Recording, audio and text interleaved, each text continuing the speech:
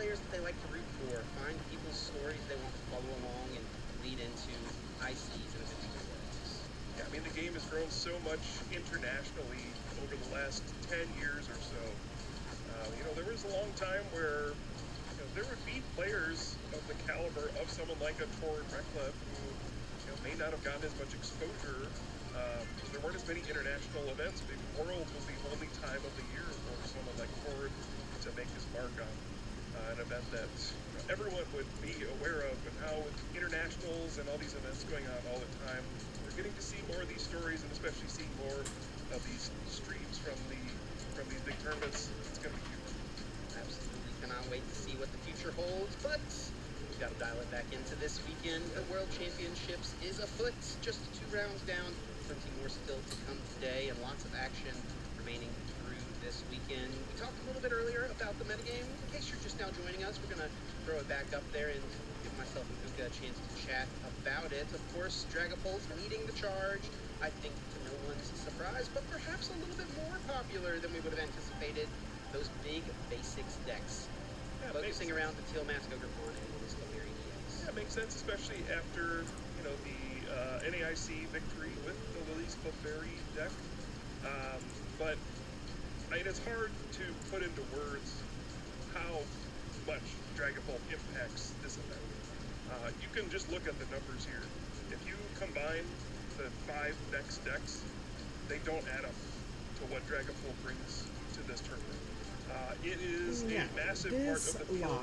And of course, part of that is that it's not just one version of Dragapult. Not about any of that. This is about Pokemon. The things that makes it so and Pokemon intimidating Worlds to play against is there are so many tech cards This you can is put a into that Professor deck, Study so Hall many learn different to ways play. to build it. Daytime feed. You can play it on its own with the Crushing Hammers. You can play it with Blaziken EX. You can play it with Dusknoir. We've even seen things with the new Dark Bell item card. There's so many things that you would potentially have to play around, and sometimes people even do multiples of those in the same deck. We saw Nettie at NAIC play Dusknoir with Crushing Hammer as well. No, this is about Pokemon and Worlds and Study Hall. This is a daytime Pokemon learn to play. Study Hall / Worlds update that's going on right now in San Francisco. Down there at the bottom, we got a newcomer to the metagame. Mega Excadrill EX. Certainly has been one of those standouts from the Pitch Black expansion. Yeah, in one of these situations where a new card coming out empowers older cards. At last year's World Championships, we saw a breakout with that Genesect EX. Really a big boon for Metal-type Pokemon. And then after the rotation of Golden Go EX leaving the standard format, there wasn't really a home for Genesect EX. But now, this package with Genesect, Batang, with the Metal Maker ability, all these cards from older expansions work together with this Mega Excadrill EX to create, I think, a formidable deck, but it's just a question of, is it good enough? I guess we'll find out this week. Certainly will, and other decks that people have eyed up are those single prize options in the format. It seems like there's always a nice little following for those who want to attack with just Pokemon that can give up 1 prize card. Alakazam, the Dunsparce, and Slowking represented here, but perhaps a surprise, Puka. No Festival lead in the top 6. That was a deck that lots of players were talking about coming into this event. It got a nice boost from Pitch Black as well. Yeah, there were several cards from this latest Pitch Black expansion that I think a lot of players were excited to try out. I think the Mega Excadrill EX is the one that probably stuck the most. But yeah, the Gladion's Final Battle making Festival lead a little bit stronger. Of course, we have the prospect of the Hide and Sneak deck. That's maybe a newcomer. Doesn't seem like people had much confidence in that one for this event. We'll see if any more of those new cards can get into the fray, or if we're going to see a lot of what we saw at NAIC. These are the top 6 decks this weekend. Let's look at the next 6 up for the best of the rest, as we like to say. And not too far behind those top 6 is that Festival lead there leading this charge. 25 players choosing to play it alongside 25 players with Raging Bolt EX. Yeah, Raging Bolt, just kind of a variation of the Lily's Clefairy toolbox. We are Mega King has got a lot of these, I think, fall into a similar category. Wow, so we are watching the World Championship Tournament right now. If you have any streaming platform, you can go to Pokemon TCG and you can find them streaming from Worlds right now. They are streaming from San Francisco. We're going to let little Jigglypuff and Pikachu hang out today. Both of these guys were from the World Championship Tournament. Last year we went to Anaheim, me and my son did, and we got to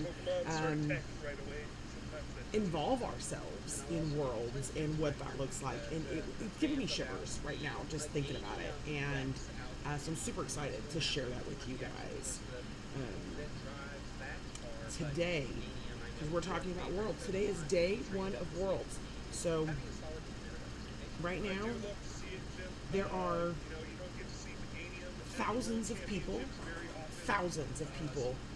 have gone to San Francisco to interact with other Pokemon trainers, Pokemon fans, Pokemon collectors, Pokemon scalpers. There's all sorts of people out there right now. So today we have on our NAIC hats. We've got Psyduck on the ones and twos. We also have Jigglypuff and Pikachu. Hi, Nisha. Look, we've got your favorite. We've got Pikachu today. Look at his little jacket. Isn't that cute? He looks so cute in his. This was from the World Championship Tournament last year. Take a look at that. That is a 2025 Anaheim exclusive. This is from the World Championship Tournament. So if you've never been to a tournament before, there are so many wonderful things. You just get together where there's Pokemon people all over the world that come together and look at Pikachu in his little jacket from Worlds.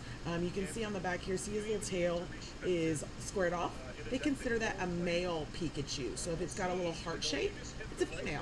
You can see right here in the middle of my screen, there's two Pikachus on the screen. One on the right has a heart-shaped tail. The one on the left has a square-shaped tail. The one on the right is female. Looky there. Did you know that there are two different kinds of Pikachus? So looky there. Now you know which Pikachu is which. So I'm going to share the live real quick. We just went live. This was his little Anaheim jacket. And let's get some folks. Give me just a second.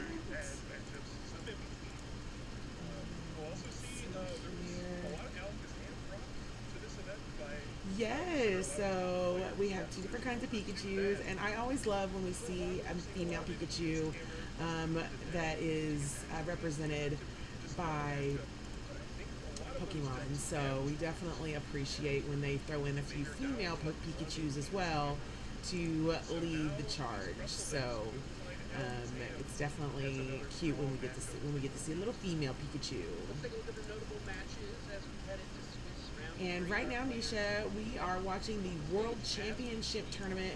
It is on all platforms streaming right now, Twitch and on YouTube.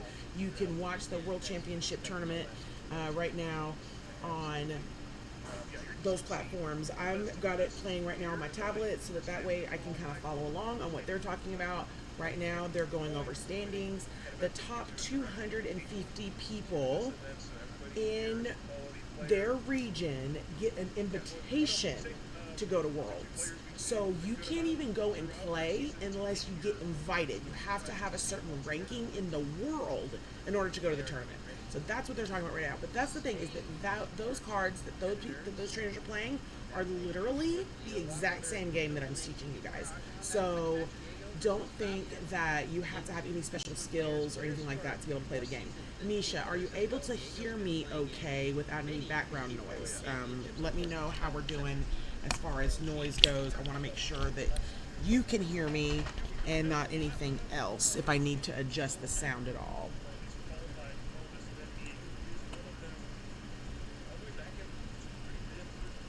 Hi Destiny, we're back. We're here with Professor Study Hall. I'm going to add a source here. We're going to also add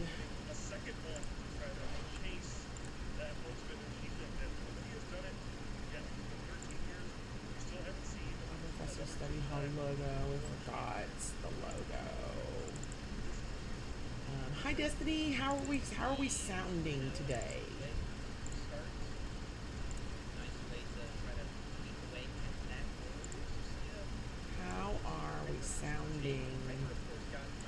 today? Are we sounding okay? Do we feel like that's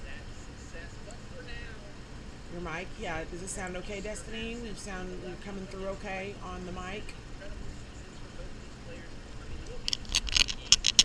It acts like it's working, but I just want to make sure you guys can hear me before I get going too much. Because you know me, if I'll just start talking, and I won't even know that you guys can't hear me. So hopefully that looks a little better. You can see me okay. Yes, we can hear. Okay, perfect. Okay, cool. So today we're talking about the World Championship Tournament. So I got on my little Psyduck hat today and my little Psyduck earrings to celebrate Worlds. So exciting that we're getting to celebrate the World Championship Tournament that's happening right now in San Francisco. In the middle here, I have the logo. That is the logo for the World Championship Tournament. And I do have the fan is a little loud, but your voice is clear. Cool. Yeah. I mean, it's too hot in here to turn that fan off, so y'all get it. Y'all understand. So good. We love that you guys can hear it. So we've got some new effects. We've got some new things that we're going to talk about. Okay, so of course, right now we've got a Dragapult matchup on the world stage. Right now they're in round 3.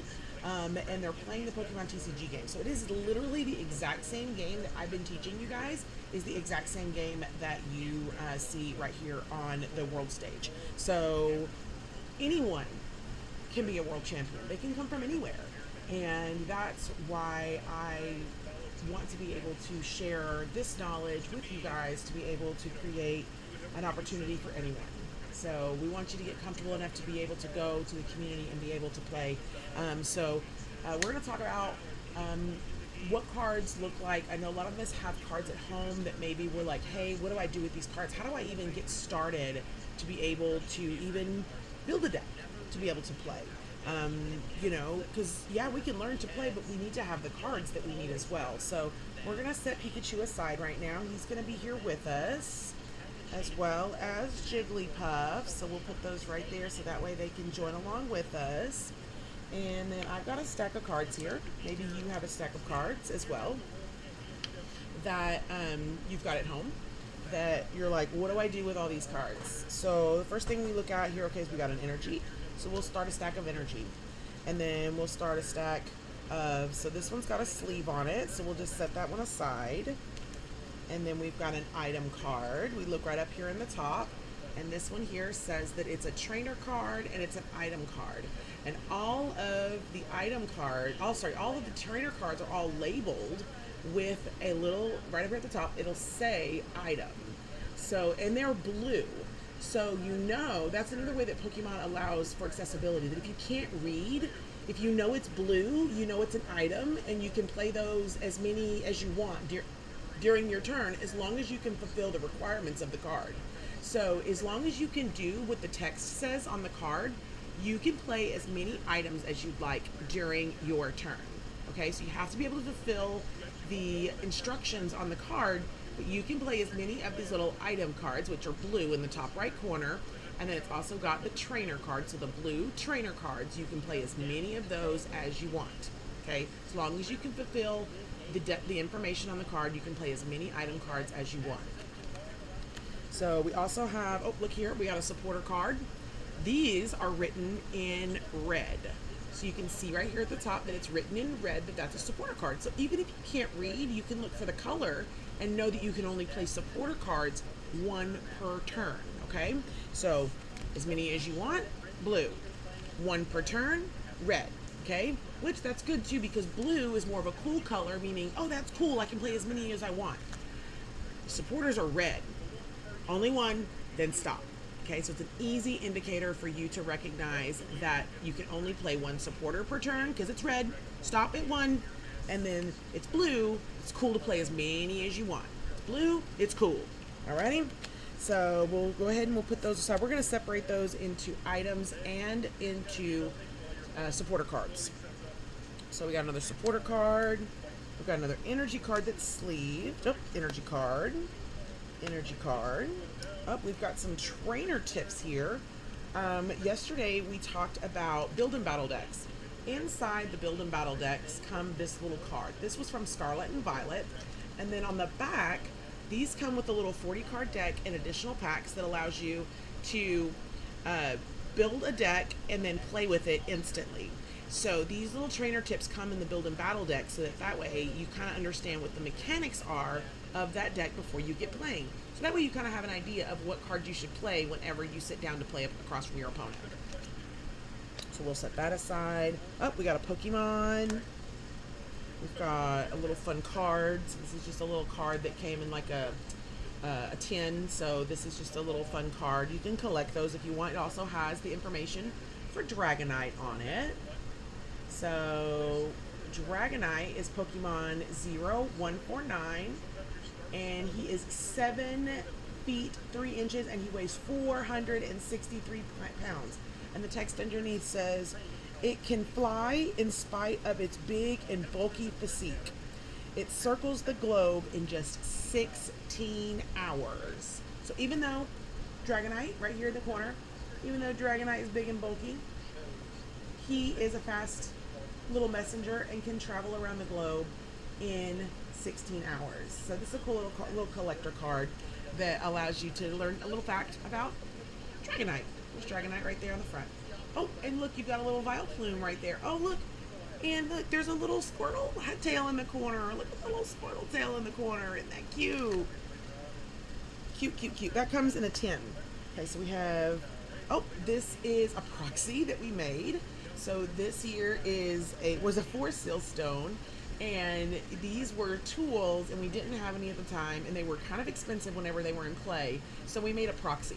So we literally just drew on this energy card.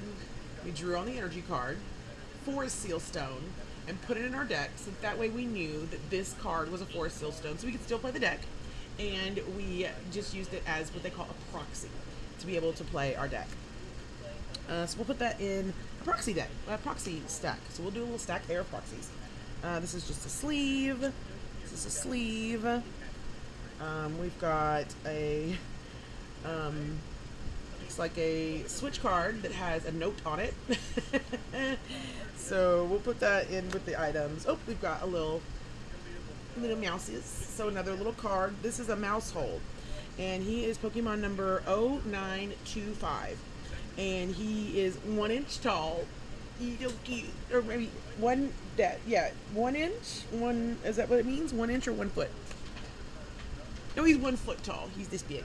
He's a little mouse hole. These are the little mouses.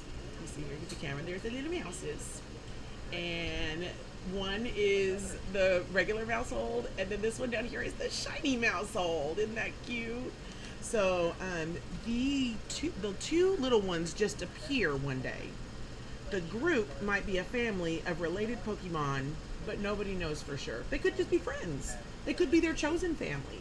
And that's what's wonderful about Pokemon, is that anybody can enter the community and find friends and be able to find a new family. So, looks like we've got, life has been tough lately, so I'm blessing the first 6 folks who messaged me. God did. Jerry, put some hearts in the chat. Let me know that you're actually a real person, please.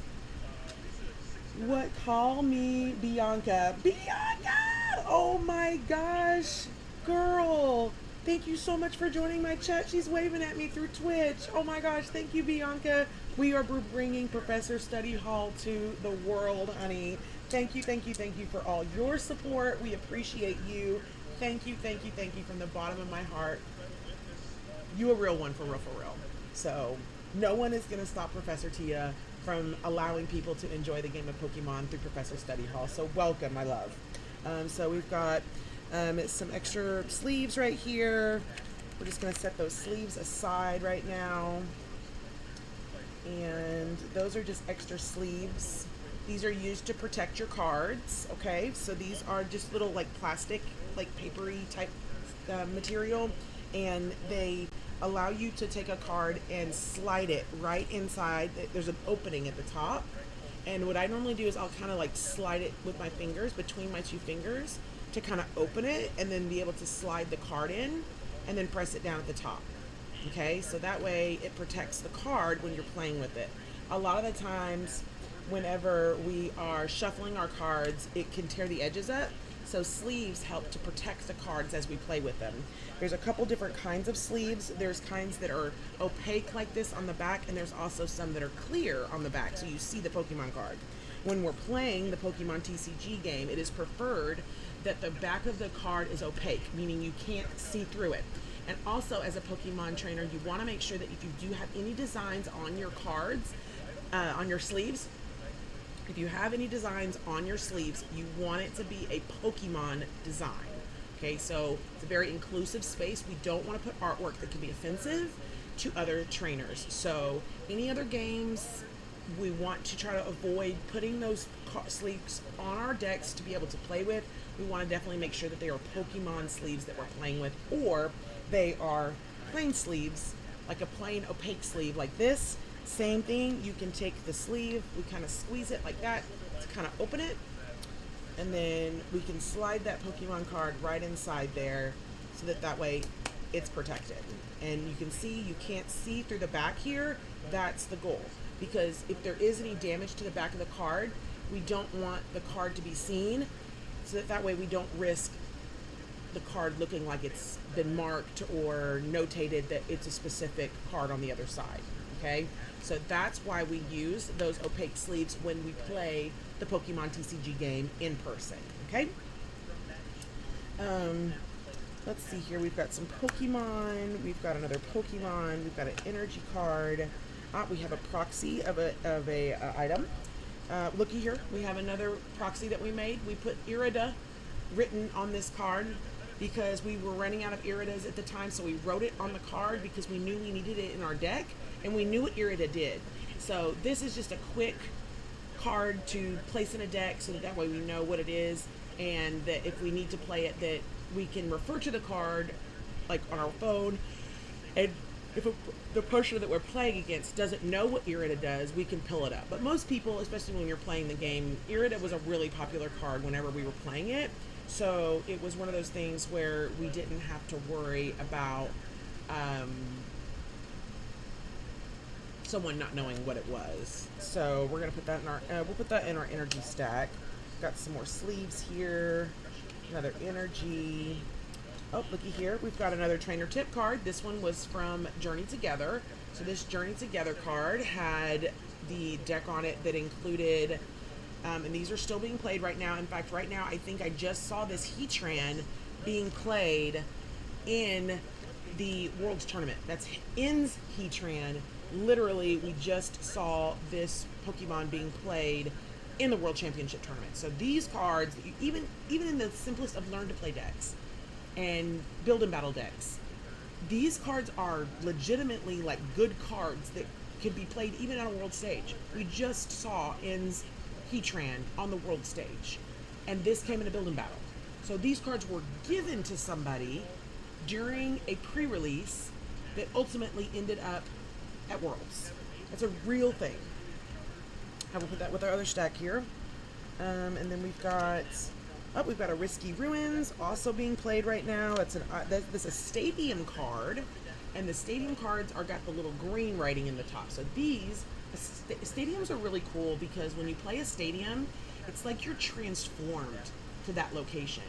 So both players get to take advantage of whatever the text is on this card. So for instance, this Risky Ruins can be put in play one stadium at a time. Even on your first turn, you can put a stadium in play and to be able to use it, but each trainer gets to utilize that stadium whenever it's in play.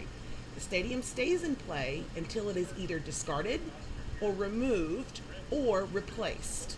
Okay, so if you replace it with another stadium during another turn, or if your opponent chooses to replace the stadium, you are then transformed to the new place during your game. So Risky Ruins reads, it says, whenever a player puts a basic non-dark Pokemon onto their bench during their turn, place 2 damage counters on that Pokemon. Okay, so that means you can put 20 damage. Okay, 20 damage represents 2 damage counters. Each damage counter represents 10 damage. So each non-dark Pokemon, whenever you place it on your bench, if Risky Ruins is in play, then you would put 2 damage counters on that Pokemon as soon as you placed it onto your bench. Okay, so great card. Love that we got to look at a stadium card. We have an Embor, which is a Pokemon. Some sleeves here. Got a few sleeves. Got a few sleeves. Oh, another Pokemon. We got a Solrock. Got that Solrock there for Pokemon.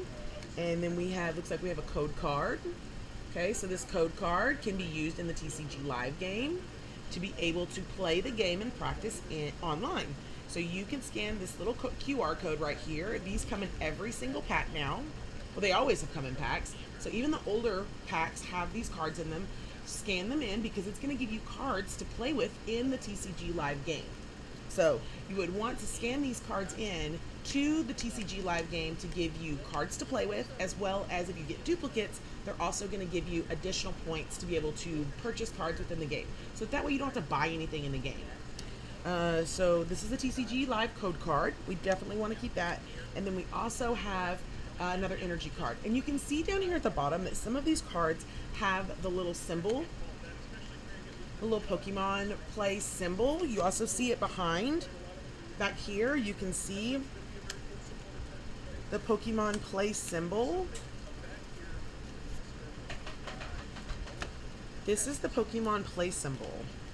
This is the logo. So if you see this, you know it is an organized Pokemon play event. If you see this logo right here, this is a Pokemon organized play event. Okay, if you see this logo, this is a Pokemon organized play event. All right, so we've got item cards, we've got some trainer cards. We're gonna put all of our trainers and items together. And then we've got some Pokemon cards. We've got just some fun stuff. These are just little pieces of Pokemon stuff, which includes our code card. And then also we have our energy cards.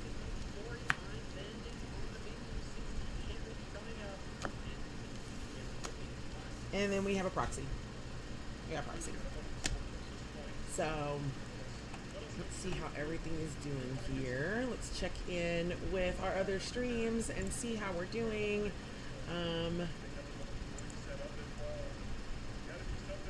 Here, reload player. Extra cards as we play with them. There's a couple different kinds of sleeves. There's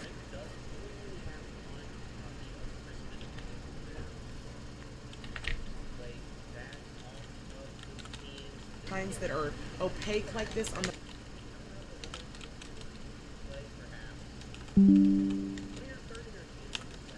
back, and there's also some that are clear on the back, so you see the Pokemon card.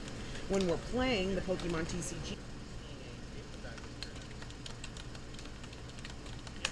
game, it is preferred that the back of the card is opaque, meaning you can't see through it.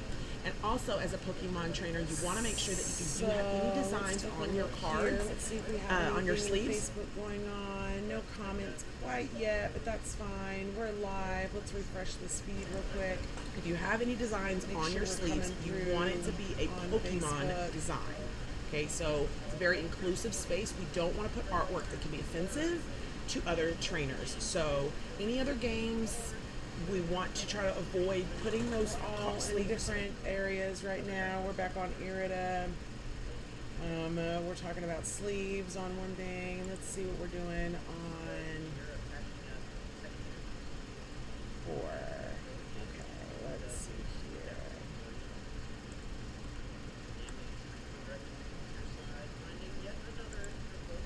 On our decks to be able to play with, we want to definitely make sure that they are Pokemon sleeves that we're playing with, or they are plain sleeves, like a plain.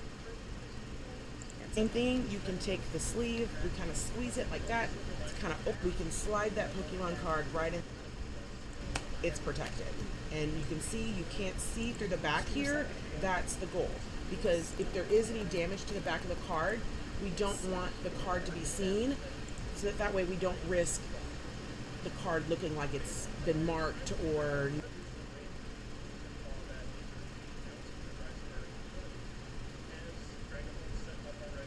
We are live.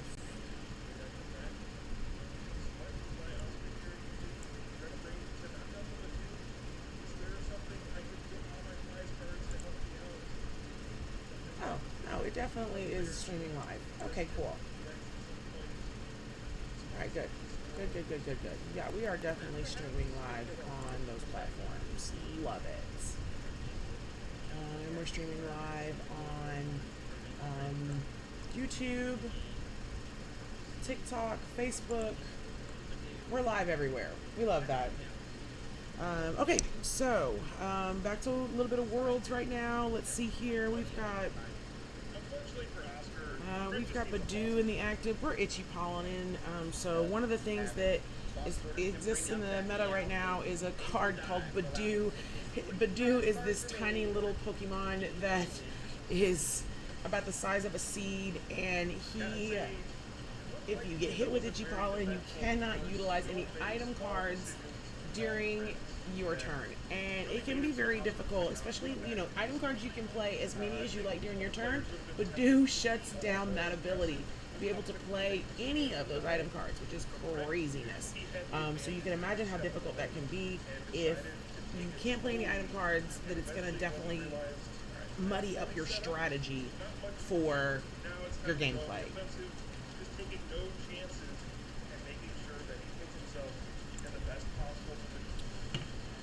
All right. So now they're going to do some commentary on the last game that we just saw. Pablo Meza is one of the top Pokemon trainers in the world. Obviously, all of these guys are top Pokemon trainers. But these guys spend hours and hours. What's up, daily Pokemon packs? We're learning to play. We're talking about Pokemon cards. Where are you checking in from? We got Prof. Tia here checking in. Love to see you. Thanks for joining in. We're watching the World Championship Tournament right now. We're also talking about Pokemon cards and what that looks like. I help people get comfortable with playing the game in person to be able to play the game. You're so welcome. I hope that you get a chance to see my content. We are teaching the world to play and helping people to understand how to play the game in person. Like, for instance, this is a proxy. You don't have to have all the cards to be able to play. You can even draw the cards sometimes. So this allows you to play the game without even having all the cards. Yes, would we love to have all the cards, but this is a proxy. This is also considered a proxy here. So if you don't have all the cards that you need, you can even print the cards. So this here is just a piece of paper. And you can take an energy card.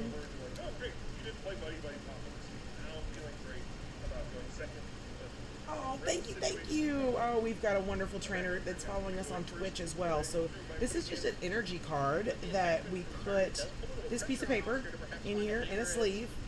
And now we have a night stretcher. This card is really something that a lot of trainers don't necessarily have a ton of. So you can print them online and put them behind an energy card so that way you can play your deck. And this has just been put in a sleeve so that way you can play it with the rest of your cards. So that's one of the things we do as professors, that we can allow people to have proxies in their deck to be able to play the cards that they want to in their deck. Because we want to try to lower that barrier of entry. Yeah, we want to have all the correct cards, and only when we're playing like professional tournaments or tournaments that involve championship points would we actually have to have the full card in our deck. So this is just a little tip and trick from Professor Tia, that you can always just print the card and put it on top of you can always print the card and put it right there on top of an energy card. And then it becomes a placeholder for the real card to put in your deck. And that way you can play your deck with the cards that you need. So this is just a simple way to be able to gain access to being able to play the card game without even necessarily having to buy the cards. So as long as you talk with the professor or the tournament organizer whenever you get to the league, let them know, hey, I have proxies in my deck, show them the proxies, and they should be okay with it. Or they can maybe introduce you to someone that you could trade with to be able to get the new card. And then whenever you get the new card, you might make a new friend. Imagine that. You traded for a card you needed to build your deck, and now you've created a friend because you traded for a card you needed. Boom. Just that easy. And that's the way that the Pokemon community helps build itself, is by having trainers collaborate, win their league, and making new friends and finding people who also love Pokemon too. Let's see here. Bianca, are you at Worlds right now? Are you judging? What's going on? Tell me what's new. Bianca is on my Twitch stream, and if this is Bianca that I think it is, Bianca is a wonderful, oh my gosh, Frigiback's mom is here. Yay! Oh my god, she caught one of my live streams. Look, Frigiback's mom. We're representing Psyduck today. Look. Psyduck. My little Psyduck earrings. The little Psyduck hat.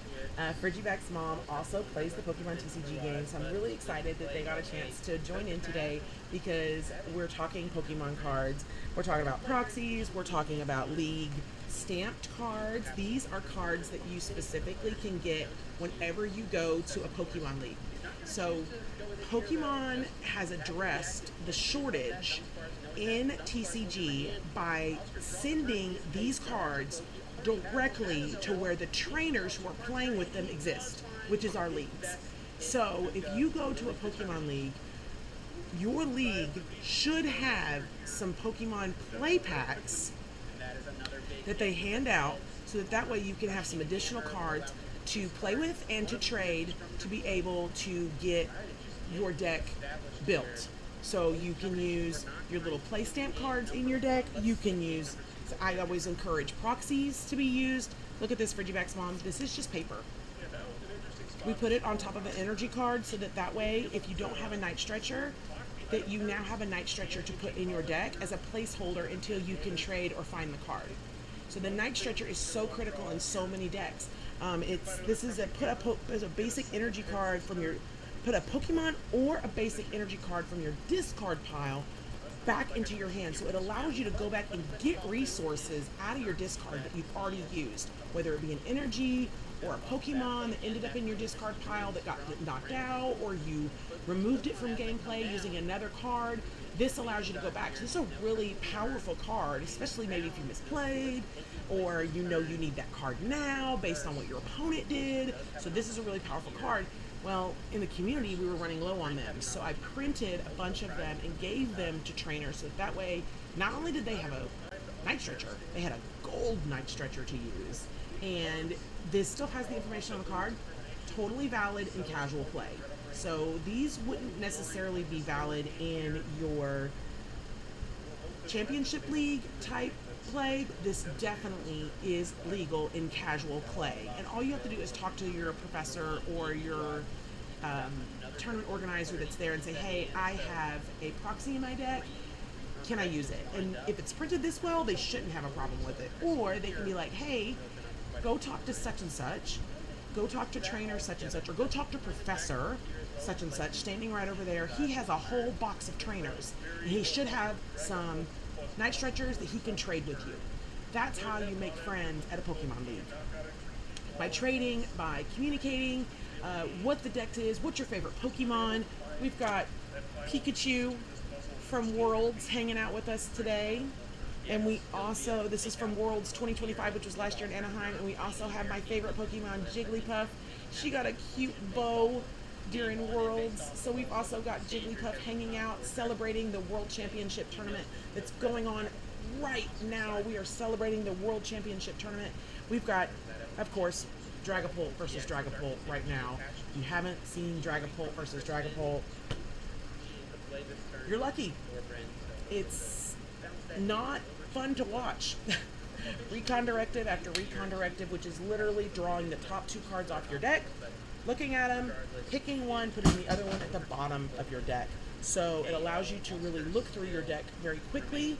That's the reason that a lot of people play it, is that the Dragapult engine allows you to move through your deck and look at cards and resources much quicker, so that way you can find the resources that you need to be able to play. And also the Dragapult itself, from Dragalope to Dragapult, it goes from Dreepy, Dragalope to Dragapult, and Dragalope has that Recon Directive ability on it, which allows you to really search through your deck very quickly, as well as the Dragapult. Once you get that powered up for just 2 energies, you're hitting the active Pokemon for 200, and then you are spreading damage to the bench, which can be very difficult to combat whenever your Pokemon maybe already have damage on them on the bench, or they didn't and don't need any damage, and now you're stuck trying to heal and all your Pokemon now have damage on them. So remember, when you put damage on a Pokemon, now their hit points, in order for them to be knocked out, lowers. So if the total hit points is 100 and now they have 20 damage, the Pokemon only needs 80 more damage before it's knocked out. So we're at about the 35-minute mark here, so we are going to get into a little bit of playing. We did a little bit of sorting this morning. You may have a box that looks like this. Okay. I too have a box that looks like this. And this box here is full of energy cards.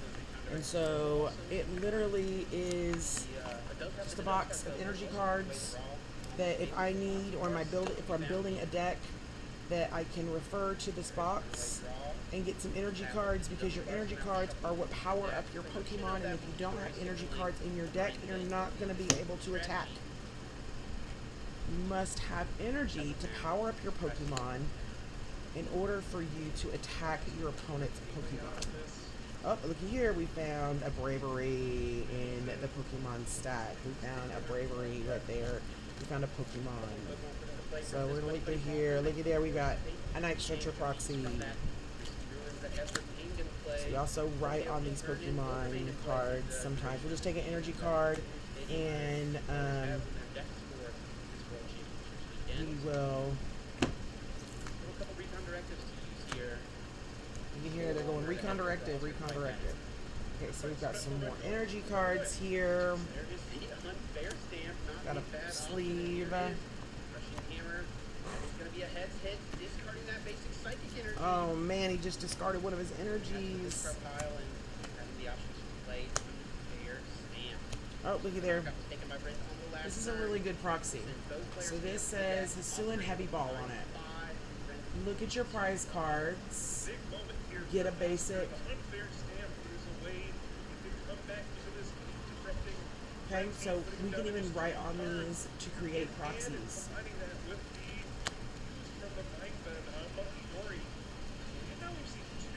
Oh, here we go. Regigigas proxy.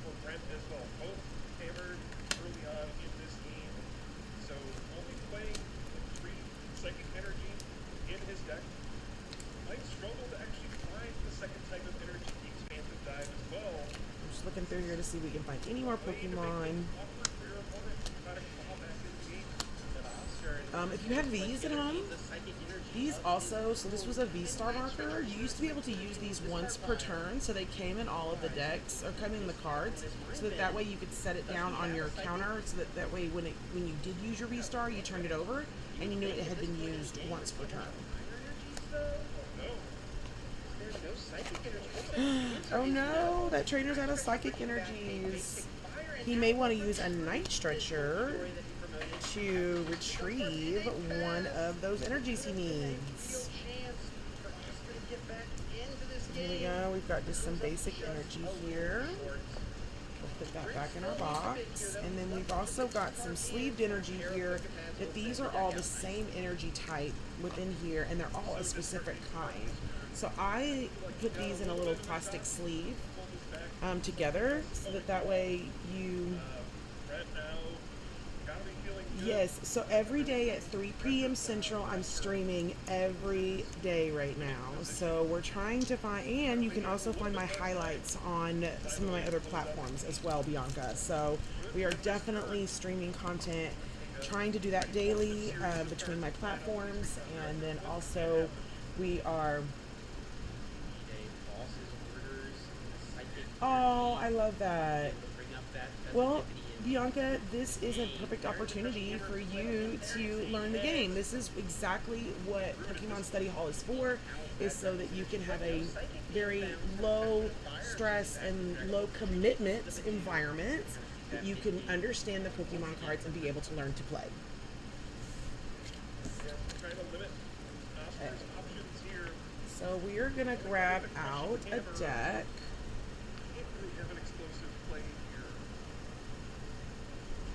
We're going to grab out a deck here.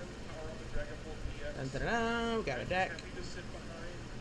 And then we'll get out our damage counters.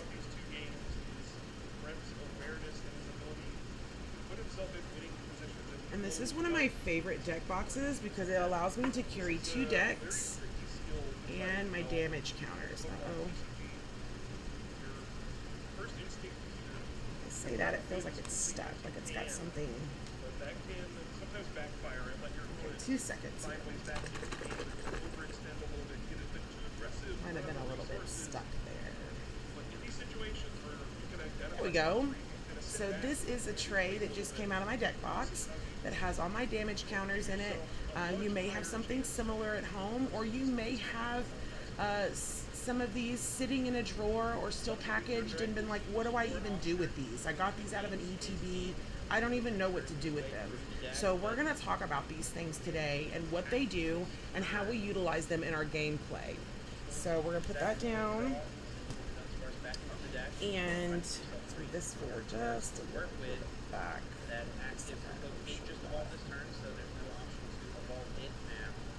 There we go. Okay, perfect.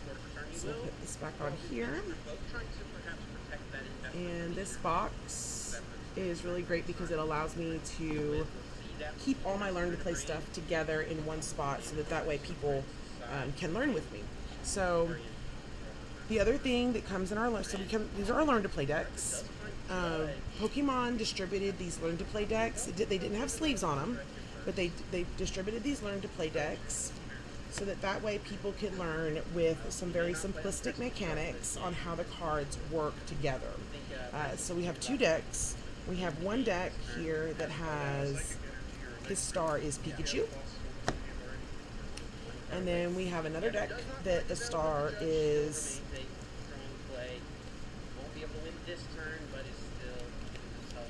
Charizard. So these here are our 2 decks that come in the Learn to Play box. And they are 2 30-card decks. So these decks work together to be able to create a win condition. Because at the end of the day, we want to win, right?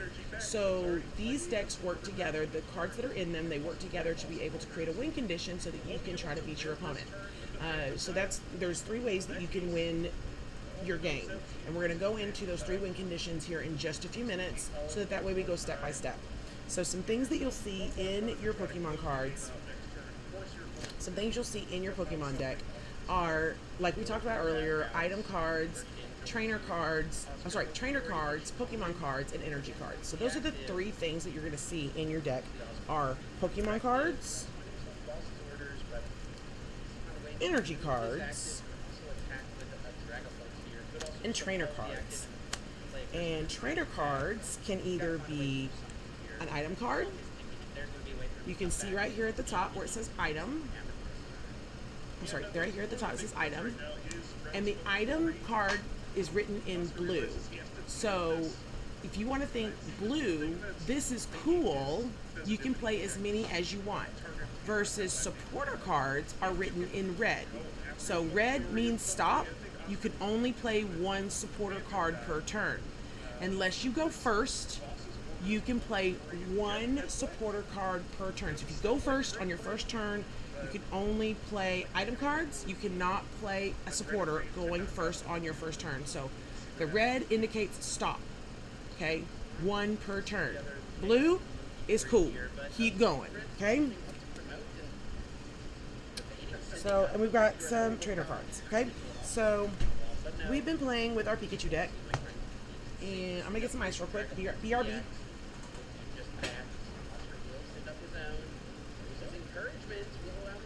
Hey, buddy, what you doing?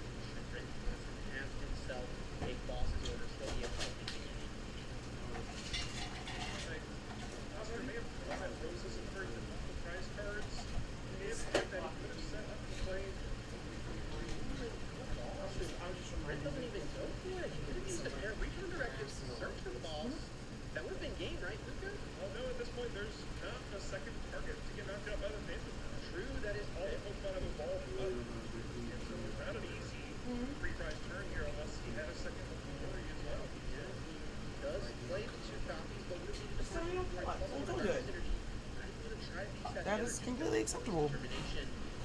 Be able to win this turn. Your light's on in your phone, baby. He draws their offense. All right. All right. Oscar here, not necessarily over yet. There's a lot of damage on Brent's side, especially on his active Dragon Ball EX. He's going to probably need to power up multiple Dragon Ball EX at this point to close out this game. It's looking close. We'll play an Ultra Ball. We'll trace in and Drifloat. We'll search spec for 8 Pokemon. Add it to the hand. It looks like that second Pokemon will come down. Brains to work with. Of course, a very valuable Alright. So, baby, be careful, okay? Oh no, he does play the 2, but we have seen many Alright. So, yes, I love the League stamped Cosmic Hollows. My best life. Seriously. Okay, so let's talk damage counters. Okay.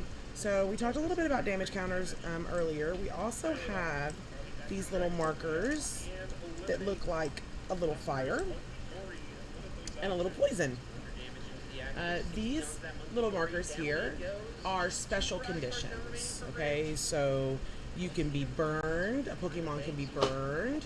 Only when they are in the active position do these special conditions exist. So if an opponent is burned, you would place a burn marker on him, okay? And I always get confused on like the amount of damage that somebody takes when they're burned or confused, or if I'm sorry, not burned or poisoned. Gabriel, how much do you get when you're burned? 10 damage when you're burned? I don't remember. Anyway, Pokemon Professor Tia forgets, and I have a reference sheet. Whenever I'm playing, I have a reference sheet, so that way I don't forget what these markers do. So you can be burned or you can be poisoned. You can also, a Pokemon can be asleep, which means he's to the left, or he can be confused, which is upside down, or he can be paralyzed. Okay? Professor Tia, that was a lot of words. Okay, so remember that if a Pokemon is asleep with an L, it goes to the left. Okay? If it's paralyzed with an R, it goes to the right. Okay? If it is confused, no. If it's confused, it goes upside down. Like I'm turned upside down. But you can retreat out of confusion. I always remember that if the Pokemon can go directly down into my bench spot, that it can retreat. So in other words, if it's asleep and to the left, it can't retreat. If it's to the right and it's paralyzed, it can't retreat. But if it's upside down and it's confused, then it can go directly back into my bench, turn around and retreat out of confusion.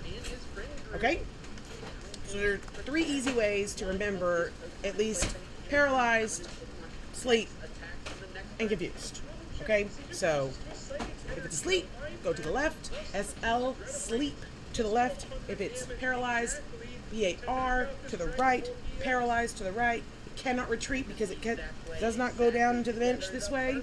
Okay? You can't move this into the bench in a horizontal in a horizontal fashion. It's got to be vertical. So if it's confused and it's upside down, you can move it directly into the bench, turn it around, it's no longer confused, and you can retreat out of confusion. Okay?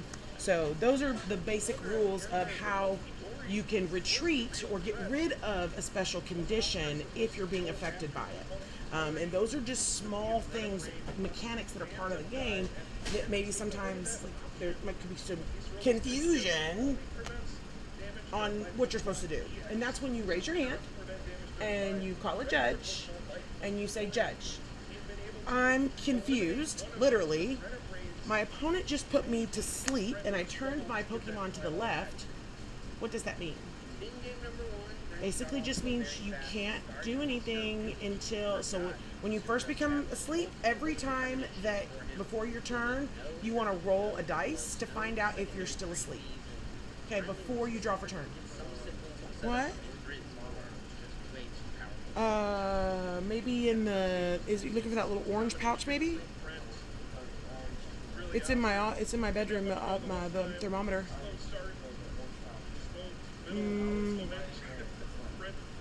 Well, it's not normally, and that's in that brown basket. Did you look in the? Oh, it's in there. Oh, okay. Did you look in the other little basket that's down there? I haven't moved it from the brown basket, son.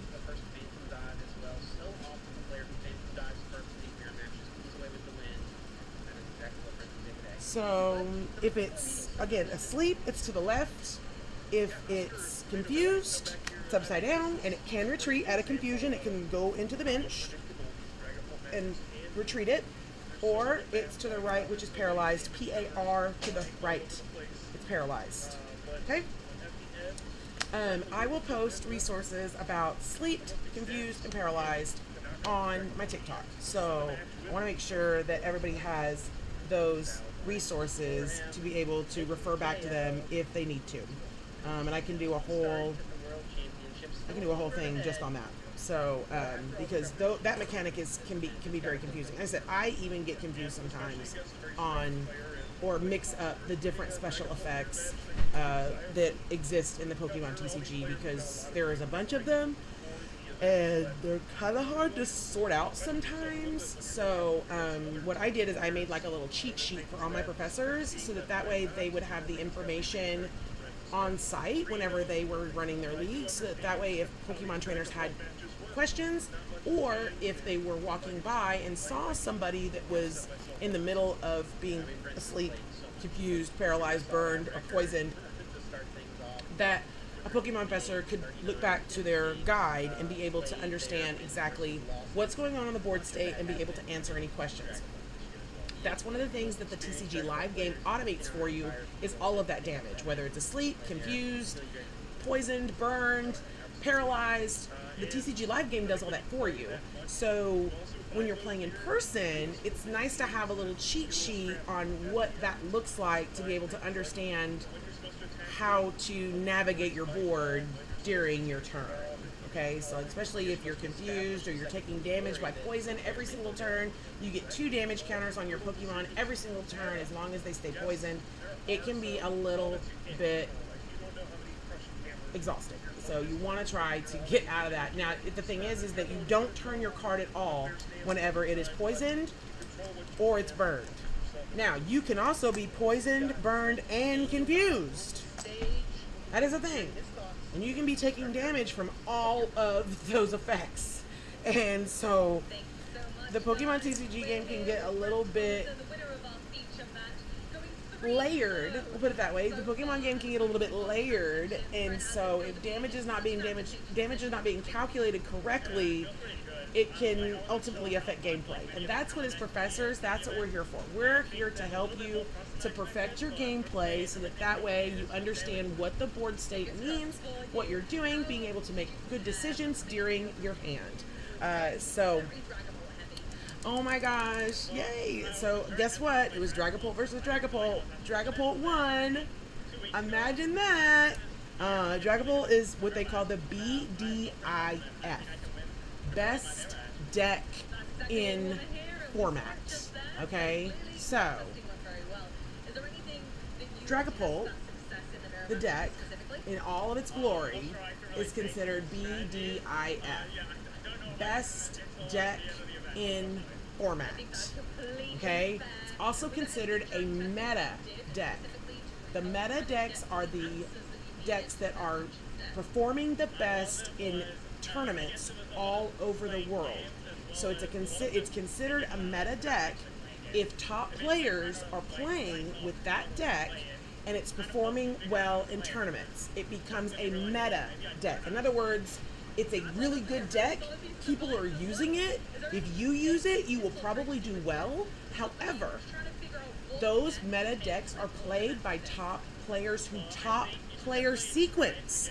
So sometimes choosing a meta deck from a top series or a top tournament can backfire, because those top level players play at a skill level that may be a little bit higher than what you're at, and can cause more confusion than they do results, right? So when you're picking a deck, especially when you're first starting off, I always look for decks that have my favorite Pokemon in them. Or I look for juniors decks. You can always look at juniors tournaments, or you can look at seniors tournaments. Juniors and seniors tournaments are great resources to be able to find decks that maybe have a simpler mechanic that you can run more easily while you're still learning. I'm not saying you have the capacity of a child. What I'm saying is that those mechanics tend to be a little bit simpler. Those mechanics tend to be a little more simpler, so that way, while you're learning, you can know what you're doing, as opposed to just looking at a deck or looking at your hand and being like, I don't even know what to do with these cards. A lot of the times, the juniors and the seniors levels decks are much more straightforward and not so tech driven.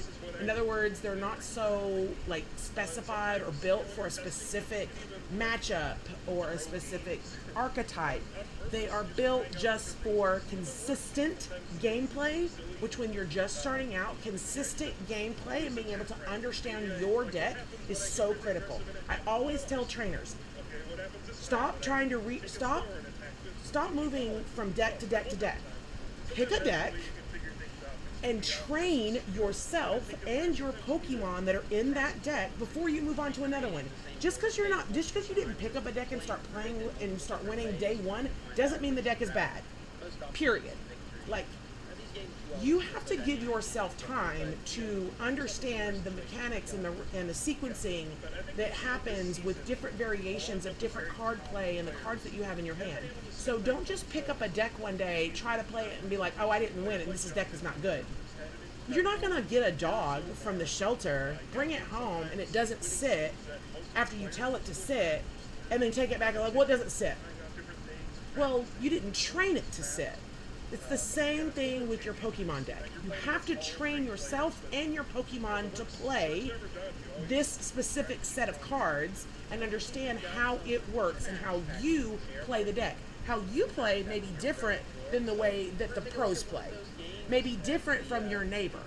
And that's what creates a better Pokemon trainer, is by interacting with other Pokemon trainers at League and seeing how they play the game, so that way you can maybe see a sequence or a technique or a strategy that maybe you hadn't seen before. And I was like, man, I didn't even think about that. I could have done that and I would have won the game. Those are what you learn at League. What's up? Hi, Brittany. Wonderful to see you. Brittany, please tell me where I know you from. It's so wonderful to have you in my Pokemon study hall today. Hello, welcome. It's so good to see you. We are talking Pokemon cards and talking about League, talking about just Pokemon existence in general. So I would love to hear your experience with Pokemon and what your favorite Pokemon is. I might make a little cameo of a favorite Pokemon today. You never know. So super excited. Oh my gosh. Let's go. Let's go. I used to play flag football for UNT, and I was their secret weapon. No shade. I was their secret weapon because I was tall and I was fast and I was a big girl, so I would stay on the line and then I would literally just throw my hand up, they would toss me the ball. We would have a blast. It was an all-female game. It was so much fun. I literally learned to play football. I literally learned the game of football through flag football. And, you know, I've always been competitive, and now I'm, like, teaching the world to play Pokemon, and just because I want more people to enjoy and how wonderful the competitiveness of this game is, and how great it is to go to League and meet new people and find new friends. And so thank you so much, Brittany, for joining in. And if you interact on TikTok, please make sure that you hit the screen a few times and throw some likes on there, share it to your feed, repost it. Yes, and Brittany, I'm also going to be posting my clips on my TikTok so that way you can refer back to my lives, and I'm going to literally teach a whole Learn to Play in snippets from my live to be able to put on my TikTok, so that way people can reference it. If you missed my live, you can go back and look at Professor Tia's content, so that way you can teach your son to play anytime. It doesn't necessarily have to be on my live. I do 3 p.m. Central Time right here on TikTok Live, so that way I can feed the children some Pokemon knowledge. So now, Brittany, you can tell your son you know a Pokemon professor. Pokemon Professor Tia is here to help.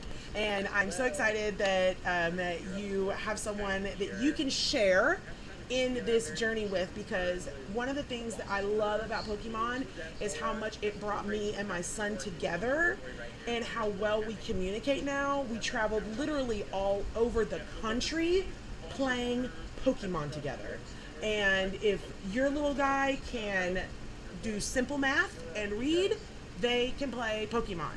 And even if they can't, there's even a simplistic version called Pokemon Catch that I can teach as well, that Pokemon trainers can play to be able to learn the game even when they can't read. And I may even bring a special guest professor, Professor Sam, on to be able to teach Pokemon Catch. They are wonderful. They're a wonderful Pokemon professor in the community over there at D20, and they can come on and teach Poke Catch. We can have a special guest professor come in to be able to play some Poke Catch and learn the game of Poke Catch for the younger kids that have not quite learned how to read, but still start building those basic skills. So wonderful to see you guys. Please welcome in. I'm Pokemon Professor Tia. We're here talking about the Pokemon TCG game and how easy it is to learn the game, and Professor Tia is here. You are welcome here. You belong here. Everyone, if you love Pokemon, Professor Tia's study hall is for you. Okay, so we're talking about just our deck in general. We have our Pokemon, we have our energy cards, we have item cards, we have supporter cards. These are our trainers. So these are all cards that even at the top level play the same way that Pokemon cards play right here in the Learn to Play and in the study hall. Same mechanics. The deck is the same. So the first thing we want to do, these here, Brittany, Sleaze, these are Learn to Play decks. These are a pre-built deck of 40 cards that already work together. And you can find a pre-built deck most of the time at local game stores or even at wherever you find Pokemon cards. You can find a pre-built deck, maybe not a 30-card deck. These were specifically sent to the leagues to be able to teach people how to play. But the standard deck is 60 cards, and those come all together as one. They already play, these Pokemon already play together. So when you're building a deck, you want to make sure that the cards that are in the deck work together. The concept works like this. And Brittany, please let me know if you've seen the game, if you've seen the show, or if you've watched the video game, or if you own Pokemon cards, if you've opened Pokemon packs, if you play Pokemon Go, if you play Pokemon Unite, if you play any of the old games. The Pokemon TCG game specifically mimics a battle when, like for instance, whenever you were traveling from town to town and meeting other trainers that also have Pokemon and you battle with them. That's what this game mimics, is a battle between two trainers. I have my Pokemon, you have your Pokemon, we're in a battle to see who wins. So that's the whole concept on the game. So there is a winner and there is a loser, but there can be ties. I know, it sounds kind of crazy, but there is a winner and a loser. There's a way to win, there's a way to lose, and there is a way to tie. So all those things exist in the Pokemon game. These cards work together by what's called sequencing them in the right order to create a win condition. There are 3 win conditions. We're going to get into that in a minute. I know I said that earlier. We're going to get into that in a minute on what a win condition looks like. But the first thing we want to do as a Pokemon trainer, we said we had 30 cards in this deck. We are going to randomize them or shuffle them. Randomize, shuffle, but we're also going to count at the same time. So if we have a deck that has 60 cards in it, we want to make sure there's 60 cards in it. If we have a deck that's supposed to have 40 cards in it, we want to make sure we have 40 cards. So especially when the kids are younger, it's so important that we emphasize that, hey, Pokemon trainer, don't remove the cards from your deck. The cards that are in your deck need to stay in your deck because these cards work together. So if they work together, you want to make sure to keep them together so that way when you sit down to play with them, that you can try to win. You want to win, right? So we want to keep those cards together, and I emphasize that to all of our new trainers, that keep your cards together. Don't lose them. But when you sit down to play, you need to make sure that you count them. Make sure that you got all the cards that you need to be able to play the game. The last thing you want to do is have a beautiful deck of 60 cards that you created, and then you sit down to play your opponent, you don't count them, and you only had 59 cards. I've seen it happen. I've seen people literally play an entire tournament without a card, and then be completely removed from the tournament because they didn't play with a deck that had enough cards in it. It happens. So, Professor Tia's tip, always count your cards.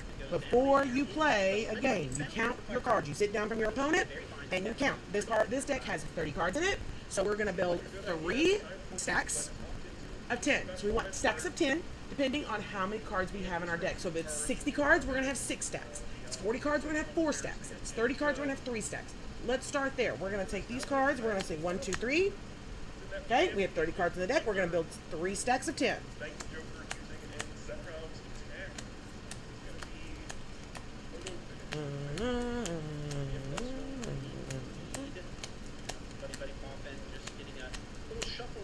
Boom, boom, boom. Okay, that shows that we have all 30 cards in the deck. And we go back and we count them. We go 1, 2, 3, 4, 5, 6, 7, 8, 9, 10. Okay, there's 10 cards there. Boom. Right here. 1, 2, 3, 4, 5, 6, 7, 8, 9, 10. Cool. 10 cards. And then we're going to look here. 1, 2, 3, 4, 5, 6, 7, 8, 9, 10. Boom. We have 30 cards in our deck. Okay, then we're going to put those cards in a random order. We're not going to look at them. At this point, the deck is random. We don't want to look at our cards. And we set our deck down. And we're done. Okay, we know we have all the cards we need to be able to play. Professor Tia, what do we do next? Great question. You ask your opponent. You say, opponent, would you like to cut or tap my deck? So the opponent goes, I'd like to cut it. So they'll take your deck and they'll take half the deck. They'll split it to the side. And then they'll put the rest of the deck right on top.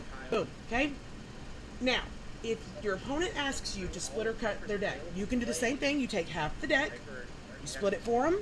This is their deck. You split it for them, and then you put those cards right on top there. The deck is now randomized. It cannot be reshuffled after that happens. Okay? So after your opponent touches the deck and cuts your cards, don't touch it again. Okay? So this deck stays face down the entire game unless you are searching it. Okay? Do not dig up your deck and search it if you have not been instructed by a card. Your deck stays private knowledge until a card tells you to search it. Okay? Private knowledge. The deck stays private knowledge until a card tells you to search it. Okay? So our deck is in that position. Also, if an opponent hands you the deck on the left side, put it back on the left side. Okay? That is proper table etiquette, to put that deck back where it came from. Okay? So even though you might like your deck on the right, if the deck was on the left, put the deck back on the left. That's where the trainer wanted it. Put it back where it came from. The deck can go on the left or the right. If I hand you the deck on the left, it's because I want my deck on the left. Just because you like your deck on the right doesn't mean another trainer cannot put their deck on the left. Okay? Doesn't matter. What matters is the way that the board is set up. Okay? So now that we have our deck, top left corner, okay, top left corner of our play station here, we're gonna go ahead and get out a little mat to help us navigate what this looks like, and put that right there. And only thing that's opposite of our deck is always our prize cards. So you know that our prize cards are here on the left. So we're going to put our deck up here on the right. But again, I don't necessarily like my deck on the right. I like my deck on the left. This board is set up for right-handers, quote unquote, but I am right-handed. But I like my deck on the left. So just because I'm right-handed doesn't mean that I have to put my deck on the right side. I can put my deck on the right side. I can put my deck on the left side. As long as my deck and my discard pile stay on one side and the prize cards are the opposite side of the deck and the discard pile, that's fine. You can have, as long as your deck and your discard pile are on one side and your prize cards are opposite of your deck and discard pile. Okay? So we've got our setup here for our game. Hopefully you guys can see this okay. We've got our active spot up here. Let me flip this camera. There we go. So now we can see that I've got an active spot. So now this is me sitting in front of my opponent and being able to see what our game space looks like. Okay, so we've got our deck on the right side, we've got our discard pile, we've got our bench, and we've got our active spot. Okay? Your prize cards always go opposite of your deck and your discard pile. Okay, that's all that matters. Your active spot is up top, and your bench is below. Okay, so that is the basic game setup for the Pokemon TCG game. Deck, discard pile, opposite side is prize cards, active spot, Pokemon bench. You can have up to 6 Pokemon in play at any given time. Okay, so you can have up to 5 on your bench and 1 in the active. Okay, so our deck is randomized. We're ready to find out who's going first. Okay, so the first thing we look at is how are we going to determine who goes first? Pokemon will allow you to utilize a randomizer to determine who's going to go first.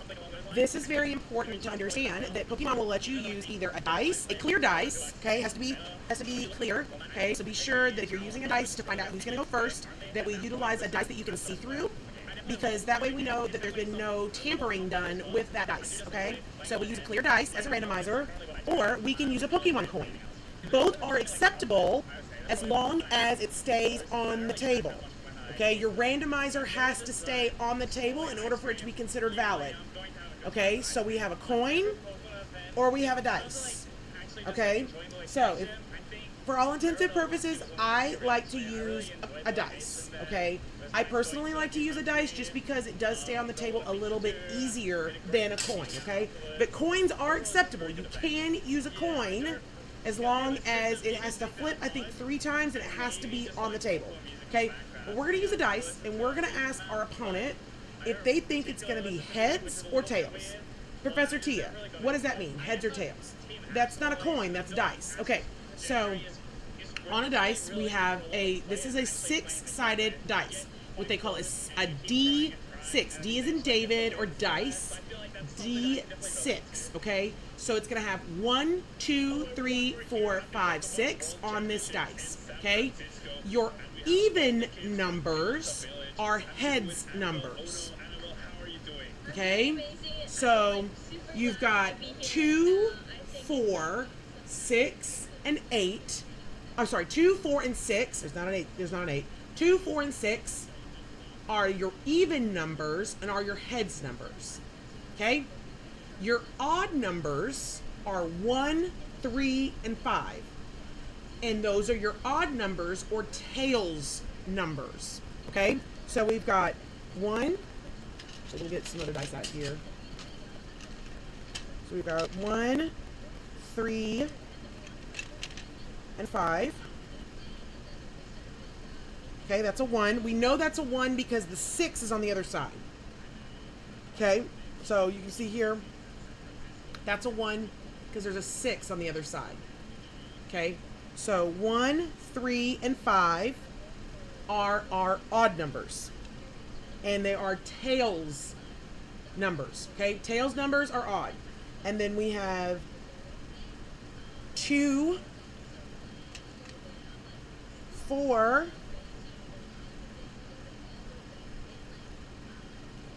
and 6 are our heads or our even numbers, okay?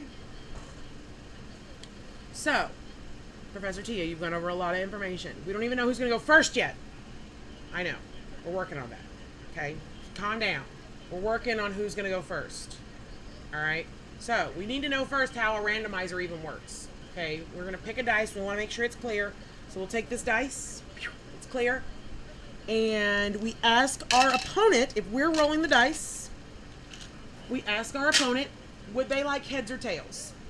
I get opponents all the time that say tails never fails. So you know what? My opponent, that's what they said. They said tails never fails. So in other words, they think that when I roll this dice, they think it's going to be tails. So I'm sitting here and I'm rolling this dice. You're going to keep your hand open and you're going to keep that randomizer on the table. So you're going to shake it, shake it, shake it, shake it. We want a heads number. We want 2, 4, or 6. They want 1, 3, or 5. So let's see who wins. So we shake, shake, shake, shake, shake, and then we drop the dice. Ah! Looky there. It's a 2. It's an even number. We won. Let's go. We won the dice roll. So in other words, since I won the dice roll, it wasn't an odd number, but the odds, not odds, it's even. I get to pick. I want to go first or second. So for all intents and purposes, we're going to go first. So that way you can see what it looks like to start the game. Okay? So after I take my dice and then I set my dice right next to my deck of what position I'm going. So I'll take that little 1. I'm going first. I'm going to put the 1 right next to my deck. Okay? Professor Tia, why'd you do that? Well, because here's the thing, is that sometimes it can take a while to finally get to the point of actually, like, fist bumping and starting the game. it takes time to set the game, and sometimes you can forget what the dice roll was. If it was, a few minutes back, or if you're waiting for the professor to say go, or if your opponent is maybe not finding a basic Pokemon, it may take some time to be able to actually get the game started. So that little dice sitting next to your deck represents that I'm going first, so that way if there's any interruptions before the game actually starts, we know it communicates to myself and to my opponent that I'm going first. So that way there's no confusion down the line. You'd be surprised at how many times people get ready to actually play the game after there's been a few minutes and they go, who's going first again? And then they have to re-roll. If you signify to yourself by putting the dice that you just rolled next to your deck, saying that I'm going first, that way it's a visual cue to yourself and to your opponent, you're going first. Okay? Professor Tim. Boom. You are almost a pro now. Let's go. You are almost a pro. Okay, I'm going first.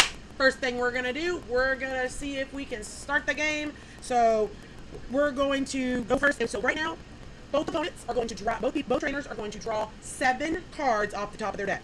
So, as a pro, no, I'm not a pro, I'm like moderately good, I guess. I know how to play the game.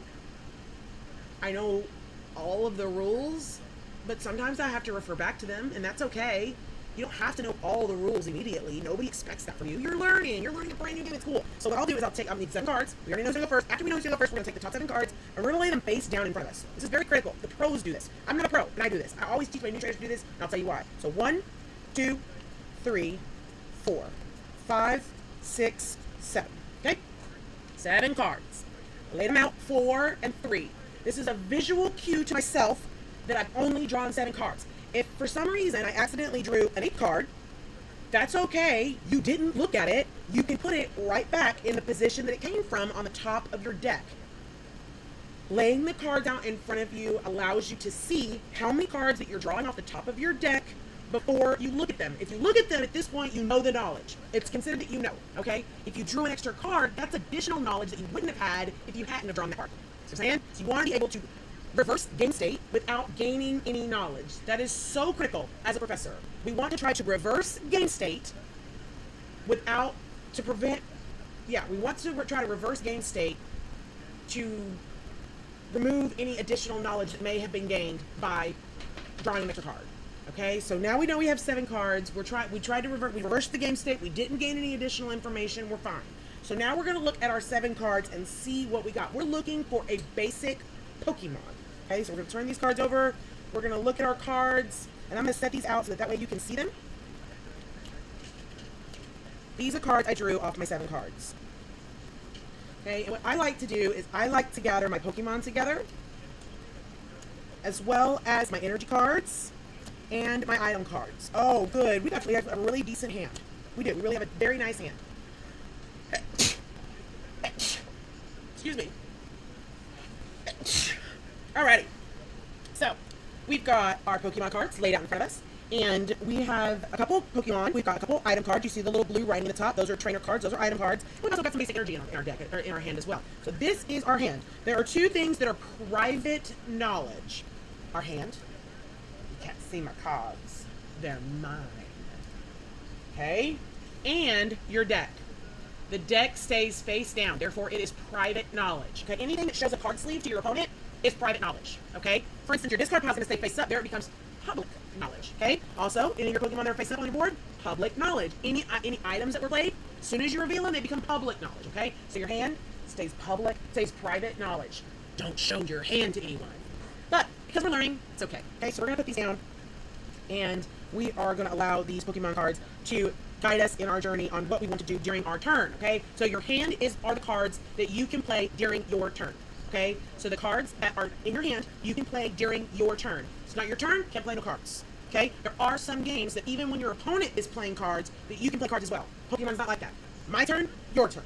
My turn, your turn. While my turn is going on, your opponent sits there and they watch.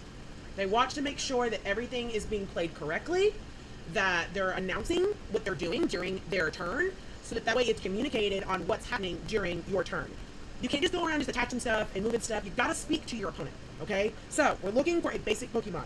In the top left corner, a lot of people know this, some people don't. Top left corner, it should say basic right next to the name of the Pokemon, okay? So let's take a look at this Pokemon card. Let's take a look at this Pommy. In the top left corner, let's read it, right? So we're going to read this card from top to bottom. It says basic. It says basic. It says Pommy. It says 60 HP. and then it's got a little lightning bolt. The lightning bolt means that's the Pokemon's energy type, okay? And then he also has a couple attacks down here. So he has Light Punch at the top here, Light Punch at the top, and Light Punch, you need 1 energy attached to this Pokemon in order for it to use Light Punch for 10 damage, okay?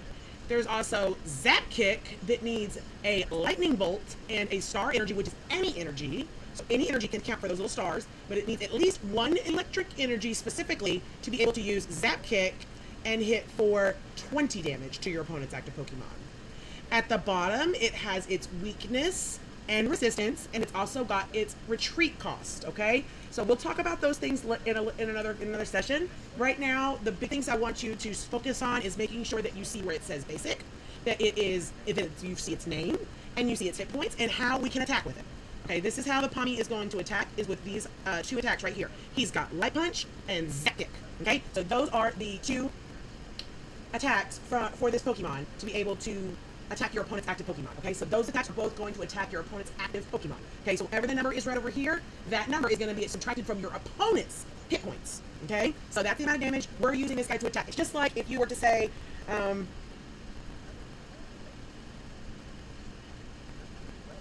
oh, thank you so much.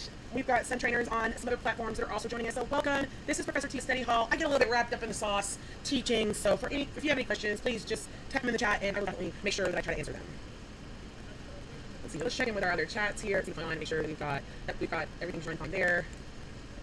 And looks like everything is running fine on YouTube. We've got Twitch running live. It's a little bit behind. Like a lot of it behind, but that's okay. TikTok is definitely leading the way when it comes to my streaming content.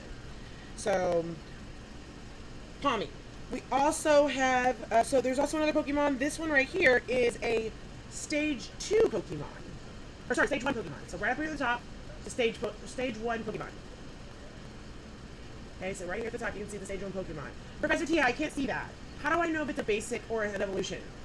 Evolution Pokemon are always going to have a little picture right here on the top to show you exactly who this Pokemon evolves from. And it even says evolves from Pawmi. Look at there! We got Pawmi! Right there! We've got Pawmi! So we should be able to evolve. Oh! We've got a Pawmi. So we should be able to evolve this Pawmi on our next turn because we have a Pawmo as well. So what we're going to do is we're going to take this basic Pawmi and we're going to put it face down in the active position. Okay? So at this point, we haven't even started the game yet. So you can imagine that maybe 3-4 minutes ago that we're like, who goes first? Oh look, I put a dice here. I'm going first. Yay, we haven't even started yet. Right now we're just figuring out which Pokemon to put in the active position. We put that Pawmi face down in the active position. Professor Tia, why do we put it face down? Don't give away the sauce, bro. Don't give away the sauce. You want to put that basic Pokemon face down in the active position. That way you don't tell your opponent what you're playing. So that they make a choice on what both basic Pokemon they're going to play solely on their own decision, not based on what you're playing. This is a competition. Don't spread the sauce, bro. Okay? My sauce is my sauce. I built this deck. You don't need to know what's in it. I'm here to battle, right? Bring it up anyway. So we're not like, not so competitive that we can't. Yes, you can turn it over. I mean, casually, that's fine. But when you're sitting down, you got packs on the line. Don't share the sauce. Keep that to yourself. They're gonna adjust their gameplay based on what you tell them. You don't want to tell them that. You don't want to give them any more information than you have to. Okay? You already know that you've got private knowledge. So obviously, there's gonna be some things that they don't know. This right here, also private knowledge till you turn it over. Don't turn over that basic Pokemon until you are told to start. Okay? So I always tell trainers, do we have a basic Pokemon face down in the active position? Yes, Professor. Do we have our prize cards after we have our basic Pokemon? We need our prize cards. Okay, so now that we have our basic Pokemon face down in the active position, now we're gonna place our prize cards also face down across from our deck. So we're gonna line up 1, 2, 3. Okay? And the reason that we place them face down is because those are our prizes. We don't know what's in those prizes until we knock out one of our opponent's Pokemon. Okay, so that's the way that you take your prizes. Professor Tia, what happens if I take all my prize cards? You win! We found a win condition! Woohoo! We won! If you knock out enough Pokemon of your opponents to take all of your prize cards, because this deck has 30 cards, we're going to do 3 prize cards. If you knock out enough Pokemon to take all your prize cards, you win. Okay? That's the first way to win Pokemon, is to take all your prize cards. Okay? Second way to win. Here we go. You ready? We've got our prize cards. We've got our deck. We've got our hand. We've got our hand. We've got our basic Pokemon face down in the active position. We're ready to go. We turn to our professor and we say at the league and we say, Professor, we're ready. And they go, trainers, are we ready? Pokemon trainers. Professor Tia, this is me. I'm Professor Tia. I'm here to help. Raise your hand high. If you need help, I'll judge. So that way I'm going to come over and help. Please raise your hand high and let me know that you need a judge and we will come to you. So I say, Pokemon trainers, are you ready? Sometimes I get a response, sometimes I don't. And I say, Pokemon trainers, are you ready? And they go, yay! And I say, Pokemon trainers, have fun, be kind, and good luck. You may begin. And then you reach your hand out across the counter and you fist bump your opponent and you say, good luck. And then you flip over your basic Pokemon and you show off the sauce. We're playing with a Pawmi. Let's go. This Pawmi is ripping and ready to go. He's got 60 HP. He's an electric type Pokemon. He's got Light Punch and Zap Kick. Which one are we going to use? Well, we can't use either of them yet. So number one, I'm going first. So if you're going first on your first turn, you cannot attack. Okay? You can also not play any supporter cards. You want to think that if you're going first, you're basically on this journey by yourself right now, and you're just exploring. Okay? You're getting to search your deck. You're getting to set up your Pokemon. You get the advantage of being able to search, being able to have knowledge before your opponent. Because remember, if it's your turn, your opponent's not doing anything but sitting there and watching you. Okay? So we've got Pawmi in the active, and then I look at my cards and say, okay, what am I going to do? Okay, so what I'm going to do is I can do a couple things during my turn. I can place basic Pokemon on the bench. I can use as many item cards as I want, and I can attach an energy return. Before I do that, I have to draw for turn. Okay? Flipped over that basic Pokemon card. I've got all these things in my hand. Oh my god, I'm ripping ready to go. You take the top card of your deck and you place it into your hand. And say, physically, with your mouth, you say, draw for turn. Every time you start your turn, you say, draw for turn. This is a verbal cue to yourself and to your opponent that your turn has started. Okay? And they need to sit there and watch while you play your hand. Okay? So we have our hand in our hand. And now, ooh, we picked up a Wattrel, another basic Pokemon. You can see there's no picture in the top left corner here, so he can be placed directly onto our bench. So what we're going to do is we're going to place this Wattrel directly on our bench. He stays right there. He stays in play until period. Once a Pokemon's put in play, he stays in play. You don't get to pick him back up, okay? We're going to put down that Wattrel on the bench, okay? We're also going to put this basic Pikachu onto the bench. Now, I can have up to 5 Pokemon on the bench and 1 in the active. So that means I have 6 Pokemon in play at one turn. Uh-oh. We have another win condition we just came across. Okay? I like to put my deck right underneath my prize cards so that way I don't confuse what's my prizes, what's my deck, what's my discard pile. And this is so critical to keep a clean board state. That this exists so that way whenever a professor or your opponent is looking at your board, that they know what's going on. You need to keep a clean board state at all time. Keep your prizes in one side, your deck and your discard in the other, and make sure that it's clear on what's going on. Okay? Shouldn't be any little things hanging out, cards hanging out. Everything has a space on the board. Keep them there. Okay? So, I can have up to 6 Pokemon in play at any given time. Professor Tia, what happens if all of my Pokemon are gone? What if they knock out all my Pokemon and I don't have any Pokemon on my board to play with? Or what if they don't have any Pokemon left on their board to play with? If your Pokemon are completely wiped from the board and you have no way to have, or you didn't put down any basic Pokemon, if you have no Pokemon left on your board at this point, your opponent wins. So win condition number 2. The first one, take all your prize cards. That's the most common, is to take all your prize cards. Okay, you knock out Pokemon, you take a prize card for every time you knock out a Pokemon. Okay, win condition number 2. If you can knock out all of your opponent's Pokemon so that they have no Pokemon left on their board, you win. Okay? Win condition number 3. You notice at the very beginning of my turn, the first thing I said is with our mouth, we say, draw for turn. If your opponent cannot draw for turn at the beginning of their turn, you win. Okay, so those are your 3 win conditions. Okay, you can first take out, so those are your 3 win conditions. You can first take all your prize card by knocking out your opponent's Pokemon. Your second win condition is you can knock out all of your opponent's Pokemon on their board, and you win. And number 3, if your opponent cannot draw for turn at the beginning of your turn, you win. Okay? Those are the 3 ways to win Pokemon. Everything else is fluff. Okay? At the end of the day, we want to play with our Pokemon. Yes, we want to play multiple games. So you gotta know how to win the game. If you can remember those 3 things, those are our goals. To either knock out all our opponent's Pokemon, take all our prize card, or get our opponents to a point where they can't draw for turn, we win the game. Okay? So, we got basic Pokemon on our bench, we got Pawmi in the active, and now we drew for turn, so now we can do some other things in our hand to keep going. So, up next, we are going to play an item card. So we are going to use this Great Ball to try to find some more Pokemon. Okay, so this is great balls, like the Pokeballs in general. So this one specifically is a great ball. Okay, you can read it right here. It's a great ball. A great ball says, look at the top 7 cards of your deck. You may reveal a Pokemon you find there and put it into your hand. Shuffle the other cards back into your deck. Okay, so we have a deck. We can search. We can do the text on the card. So therefore, we can play it. Okay, so we're gonna set that down right next to our deck, because that's a great indication to let our opponent know that we're playing this great ball, and that's why we're drawing cards. Okay, so I'm going to set my hand down underneath my prizes so it's out of the way, and then we're going to take this great ball and we're going to draw cards. Now remember, if we're going to draw cards, we're going to set them face down first. Make sure we have only the amount of cards that we're supposed to see. So this great ball says we need to look at the top 7 cards of our deck. So we're going to take our cards and we're going to drop 1, 2, 3, 4, 1, 2, 3. That's 7 cards. We drew an extra card, we're going to put that right back there on top of the deck. Doesn't matter, because we didn't see it, okay? So we take these 7 cards and we're going to look at them. Now, this is not our hand. Our hand is over here, hanging out underneath the prizes. But we're going to look at the cards that we drew off the great ball to see if there's a Pokemon that we'd like to put in our hand, and then shuffle the other cards back into our deck. So, looky here. We've got 2 Pokemon that we can choose from that great ball. We've got a Pomo, and we've got a Miraidon. The Miraidon is a basic Pokemon. The Pomo is a stage 1. So I go, which of these Pokemon do I want to get from this great ball? I really wish I could look at my hand to see if maybe I already have a Pomo, or maybe I already have a Miraidon.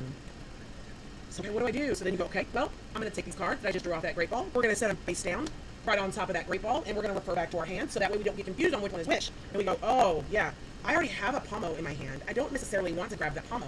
Maybe the Miraidon is a better choice, and I can put another Pokemon on my bench. So we put our hand back, and we look at our great ball cards, and we go, you know what? I'm going to get this Miraidon.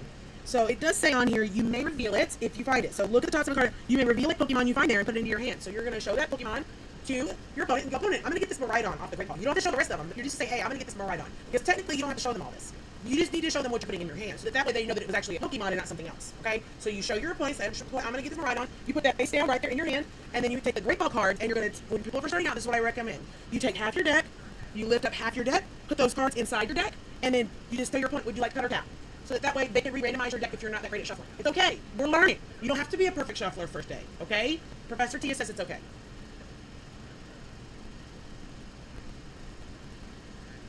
All right.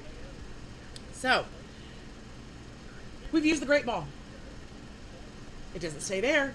Since it's been used, it's going to go into our discard pile. Okay, so right underneath our deck is our discard pile. The discard pile stays face up. You can only have one discard pile. So if you have multiple cards that maybe need to be separated out in your discard pile, you want to still maybe just turn the cards sideways within the discard pile, so that way we know that it is still part of the discard pile, that they're just special cards, okay? So the deck and the discard always go on one side, and your prize cards go on the opposite side, okay? This is the look. This is what we do, okay? So we've got our hand. Now that we've completed the actions on the great ball, we put it in the discard pile, signifying that we're done with the great ball, okay? So we look at our hand again, and we could play another great ball. We could put a basic Miraidon on our bench that we just got off the great ball onto our bench, so we'll go ahead and do that. We'll put another basic Pokemon onto our bench, so now we have 4 basic Pokemon in play. Watch out now. We got a whole army. We got Pawmi, we got Wattrel, we got Pikachu, and we got a Miraidon. Bro, they better watch out, because, we coming at them hard right now. Seriously. So then you go, okay, what else can I do during my turn? I can't play any supporter cards. Luckily, I don't have any people in my hand. Couldn't play a supporter on my first turn anyway, so I go, what else can I do? I can also power up my Pokemon on my first turn. So I have an energy card in my hand, and I would like to attach it to the Pawmi because he's in the active position. He's the only one that potentially on my next turn I can attack with, okay? And I also have this Pomo in my hand that I can evolve the Pawmi on my next turn that'll make you more powerful. So it's a probably good idea to go ahead and attach for turn to that Pawmi because we're going to be able to make you more powerful. So what we're going to do is we're going to take that energy card and we're going to attach for turn to that Pawmi, okay? Again, this is another thing that we say in our out loud voice. Attach for turn, okay? So when you attach that energy for turn to your Pokemon, whether it's a special energy or a basic energy, you physically say to your opponent, attach for turn. Again, these are visual cues for yourself and for your opponent to know that you did that one action during the turn. You can only attach one energy from your hand per turn. So when saying attach for turn, that's your one time to do it, okay? You get to play supporters one time a turn. You can attach an energy one time per turn. Okay? So those are, and you also draw for turn. You do that only one time. So you draw for turn, one time. You attach for turn, one time. You play supporter for turn, one time. Okay? You say those things from your mouth so that way it signifies to yourself and to your opponent that those actions were done during your turn. Okay? Now, you're going to get to do them again, but it will have to wait till your next turn. Okay? So, We've got our Tommy fired up. He's ready to go. He's got a little energy on there, and he could use Light Punch if I could attack on my first turn. First turn, going first, you cannot attack. Okay? Professor Tia, why would I want to go first if I can't attack? Well, because, trainer, you're going to be able to power up your Pokemon with an energy card first before your opponent. You're also going to be able to evolve before your opponent. So those are some benefits of going first. If you can attach for turn and power up your Pokemon before your opponent, or you can make your Pokemon more powerful by evolving them, that allows you to basically set up your board and get your game going before your opponent even takes their turn. Okay, so the next thing that we're going to do is we're going to look at our hand. Is there any other actions that we want to do during this turn? So, we've got another energy card. I can't attach that anymore. I can't do anything to it because I've already attached for turn to the Pommy, so I've just got to hold on to this energy card for next turn. I don't necessarily want to use the Great Ball right now because, let's wait and see what our opponent does to see if that changes what we want to get off of that Great Ball on our next turn. And then I don't use the Pommy right now, because I can't evolve that Pommy this turn because he has to be in play for at least one turn before I evolve him. Okay, so Pommy is going to evolve to Pombo eventually as long as I keep this hand. But for now, it stays in my hand. I put my hand down, and then I can't attack. So then I vocally say to my opponent, I pass. Okay, so my opponent does the exact same thing I just did, but this time they get to use a supporter, and they can attack. Okay, so for all intents and purposes, they did all of their actions, and then they attacked me, and they hit my Pommy with 30 damage. Okay, so we can do one of three ways to track your damage. Okay, so you can use dice, you can use damage markers like these here. So these are the little damage markers. These come in the Learn to Play kits, and they just have the number 10 on them, and they represent 10 damage. So you could put 30 damage on the Pommy with your little dots. You could put 30 damage on it with a dice. Each of these dots also represent 10 damage. Or you could utilize one of these little dice. These come in the ETBs, and a lot of times will come in special packaging that have the number written on it. My nails running away. That have the number written on it, so that way you can physically see the damage on the Pokemon. All of them are acceptable. You can use the dice to count damage. You can use the little 30 marker to count damage, or you can use these little damage place markers. Okay, all y'all represent 10 apiece. They also, in the Learn to Play, have the little hundreds as well, so that if you get hit with more damage, you can use hundreds as well. I think it comes with hundreds and tens, and it also comes with little 50 markers. Okay, so that way you can track your damage on the Pokemon. Either way it goes, the damage needs to be placed on the Pokemon. Okay, that's how you signify that that Pokemon has less hit points than it originally started with, so you're going to put that damage onto the Pokemon. So we're going to put this little 3 on there, or we can do 30 damage on the Pommy, or we can do 3 of these little dots that say 10 on them. Okay? All of them represent 30 damage. It does not matter which one you use. Okay? We just want to communicate on our board what's happening. Okay? In TCG Live, it does all this for you.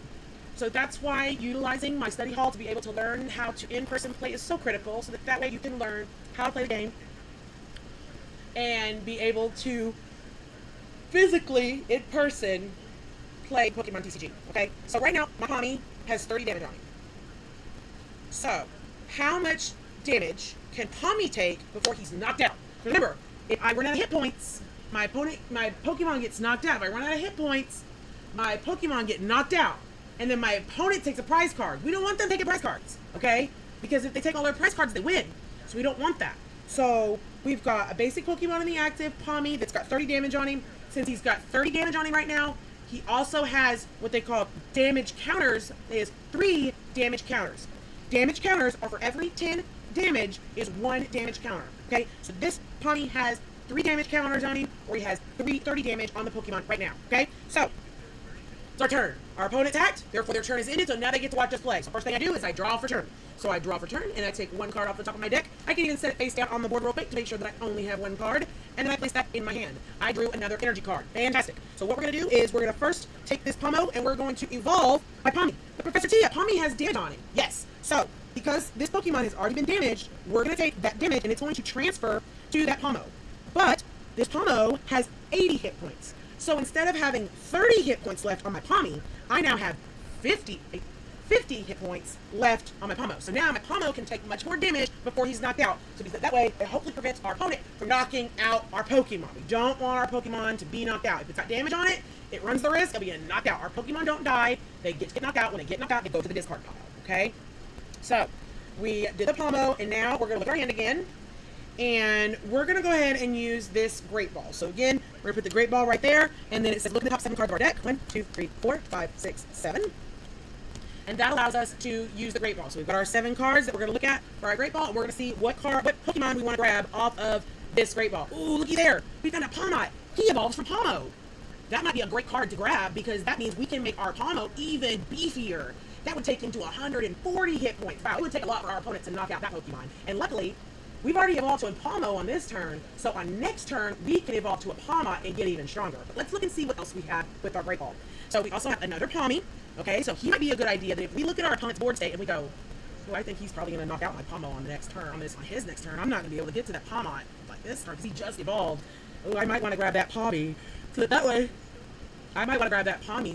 on next turn, I can start creating another evolution line to get to that Palmot that I really want to get to.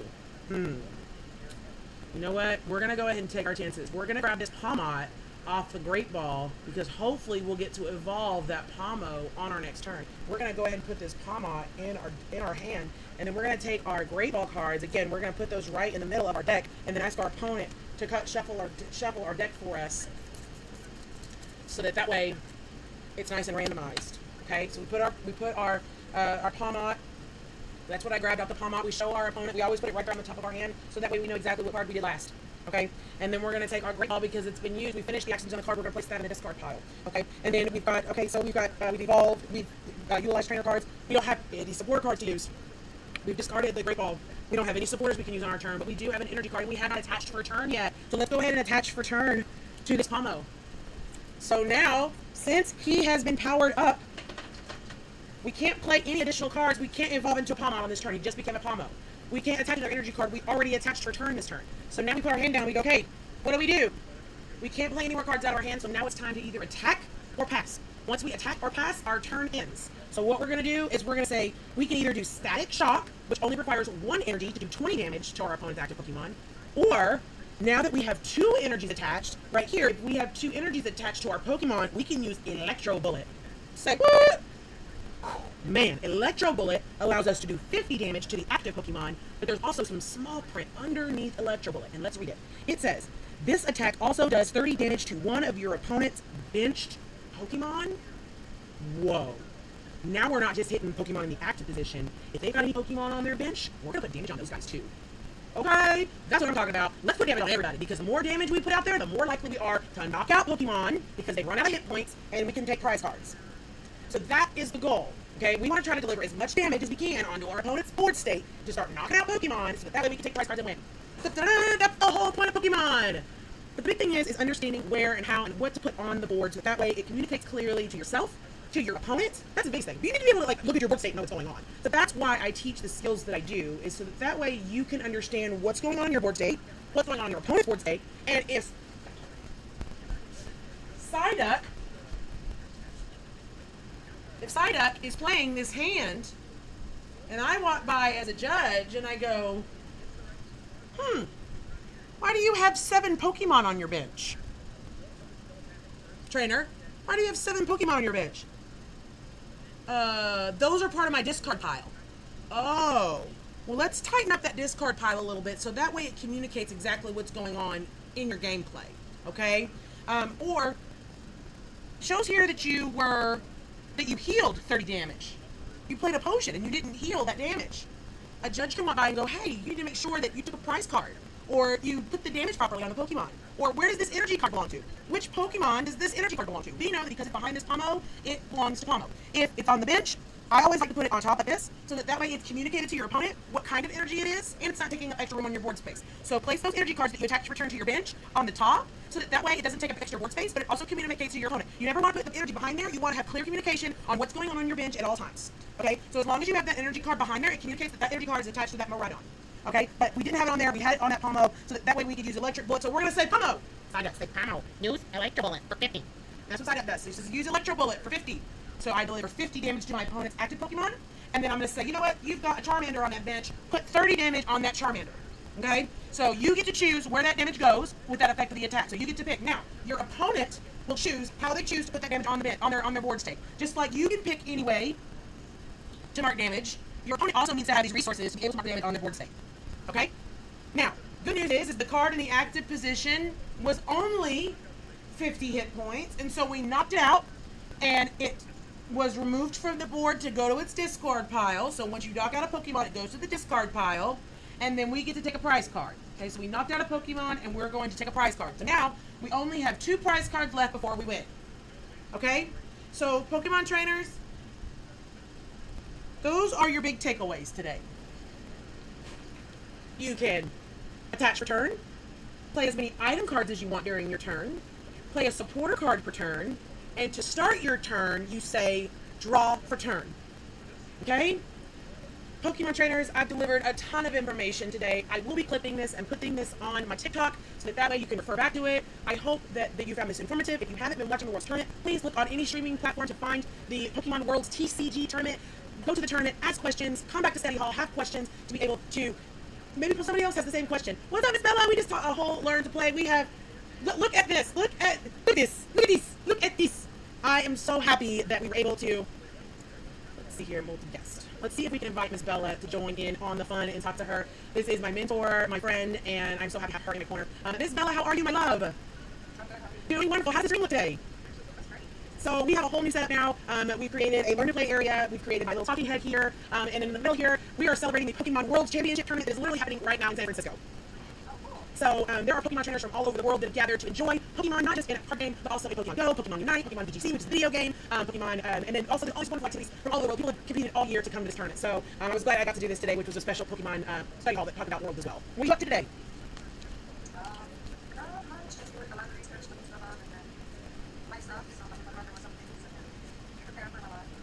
I am so proud of you and cannot wait for you to tell us all the wonderful stories of going back to being a dealer. And I hope that is everything that you hope it will be, and that one day you can say you finally quit.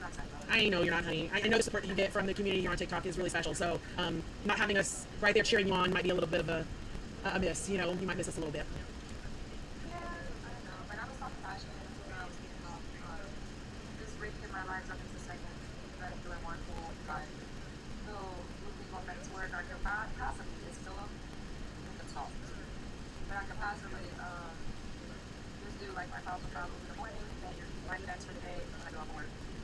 You know, that doesn't sound like a bad idea, because, you know, you said something to me that was really special, and, you know, I was really kind of going through it when I wasn't able to find, when I wasn't, like, streaming as, you know, adequately as I wanted to, and you said it doesn't matter what your content looks like. If the information is something people want to hear, they're going to listen to it. And my top video right now from Professor's Tips is one of the worst quality I've had, and it has over 1,000 views. And that just goes to show that not just my message, but no matter what, if you are going live in the morning or in the afternoon, your people are out there, we're going to find you. So I just wanted to thank you for, yeah, thank you. And that's the thing is that, like, you know, it doesn't happen overnight. Rome wasn't built in a day, and, you know, sometimes it may take a little bit of adjusting. I know, I thank you guys every day. So sometimes it's a little bit of adjusting and retrain your audience on when you're going to be there for them and when they can be there for you, you know? Because it's just as important for us to talk to you as it is for you to talk to us. And that's what I have to keep remembering, is that I have to keep putting myself out there and on stream and on live, so that way people see me. I like this whole setup that you had. It looks great. It's really cute. The colors are very bright and it's like common out. So I think it would attract a lot of people, especially for those who are really into Pokemon.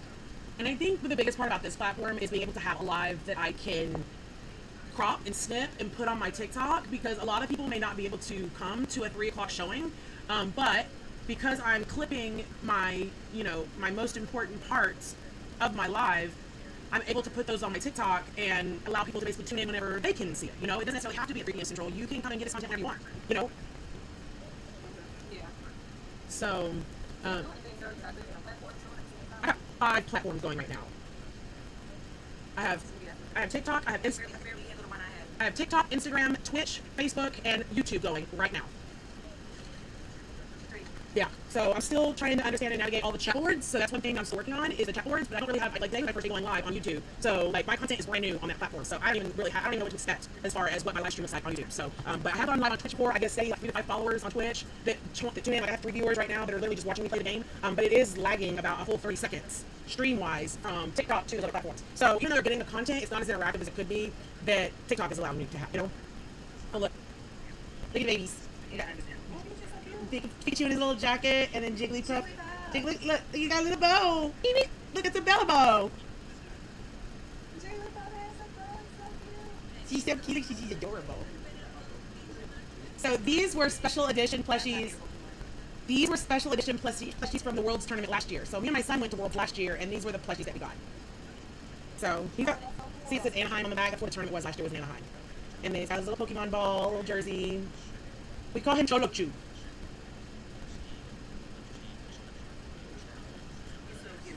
And we love Jigglypuff. Jigglypuff is actually my favorite Pokemon.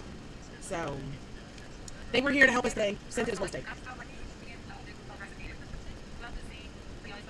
Yep, that's right. And that's one of the reasons I love Jigglypuff as well, is that I always felt like my voice was maybe too much for my crowd.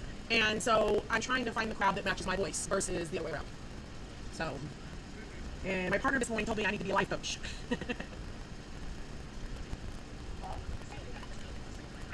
Yeah, I was like, for sure. I was like, that's the thing is that right now I'm focusing on being a coach for my Pokemon content, so. And finding my people. I appreciate you. I really do. Yeah, I'm excited. I finished this stream up today, and tonight I'm going to do some late night Pokemon TCG that talk about the Worlds tournaments. I'm going to look and find some Worlds decks and maybe play one of the decks from Worlds tonight on TCG Live. And I'm going to go live a little earlier tonight. I plan on going live. What'd you say?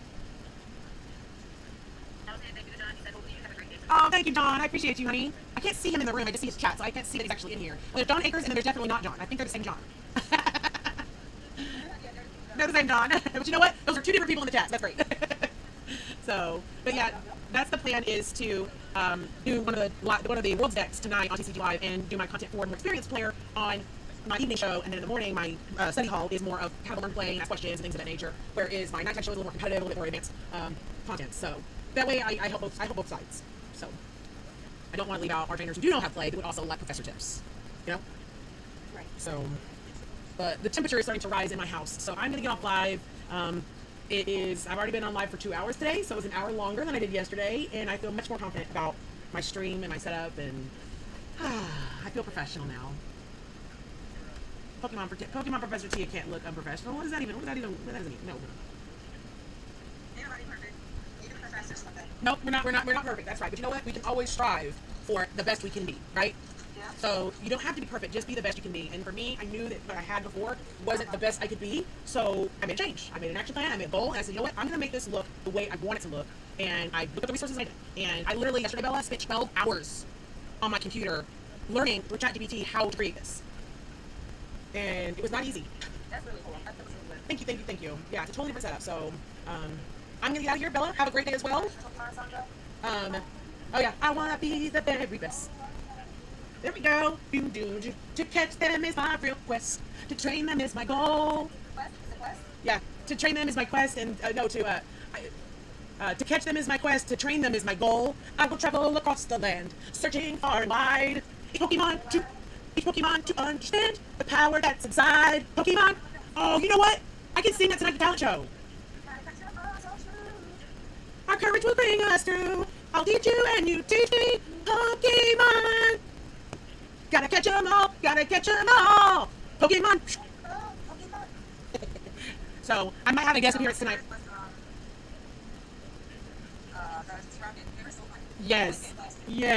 I love that you watched the show. The Pokemon TCG game mimics that battle on the road, right? You meet another trainer on the road. They got Pokemon, you got Pokemon, let's battle, right? That's what the Pokemon TCG game mimics. It brings that interaction to life. So when you play Pokemon, you literally are sitting down, you have Pokemon in your hand, you have things in your hand that you can use to battle against a trainer. So that's literally what this interaction mimics, is that battle sequence when you meet a trainer on the road. It is cool. And so many people out there have Pokemon cards just sitting in a box that could be played with, and finding a friend or meeting somebody in the community or connecting with your children. It is a great way to connect with your kids. It is because it helps with reading skills, math skills, problem solving skills, conflict resolution, multitasking, sequencing. It helps with all that. So it helps with cognitive brain interaction as well to play the game, because there's a lot of things going on, and a lot of reading, a lot of math, and a lot of strategizing. And so it's really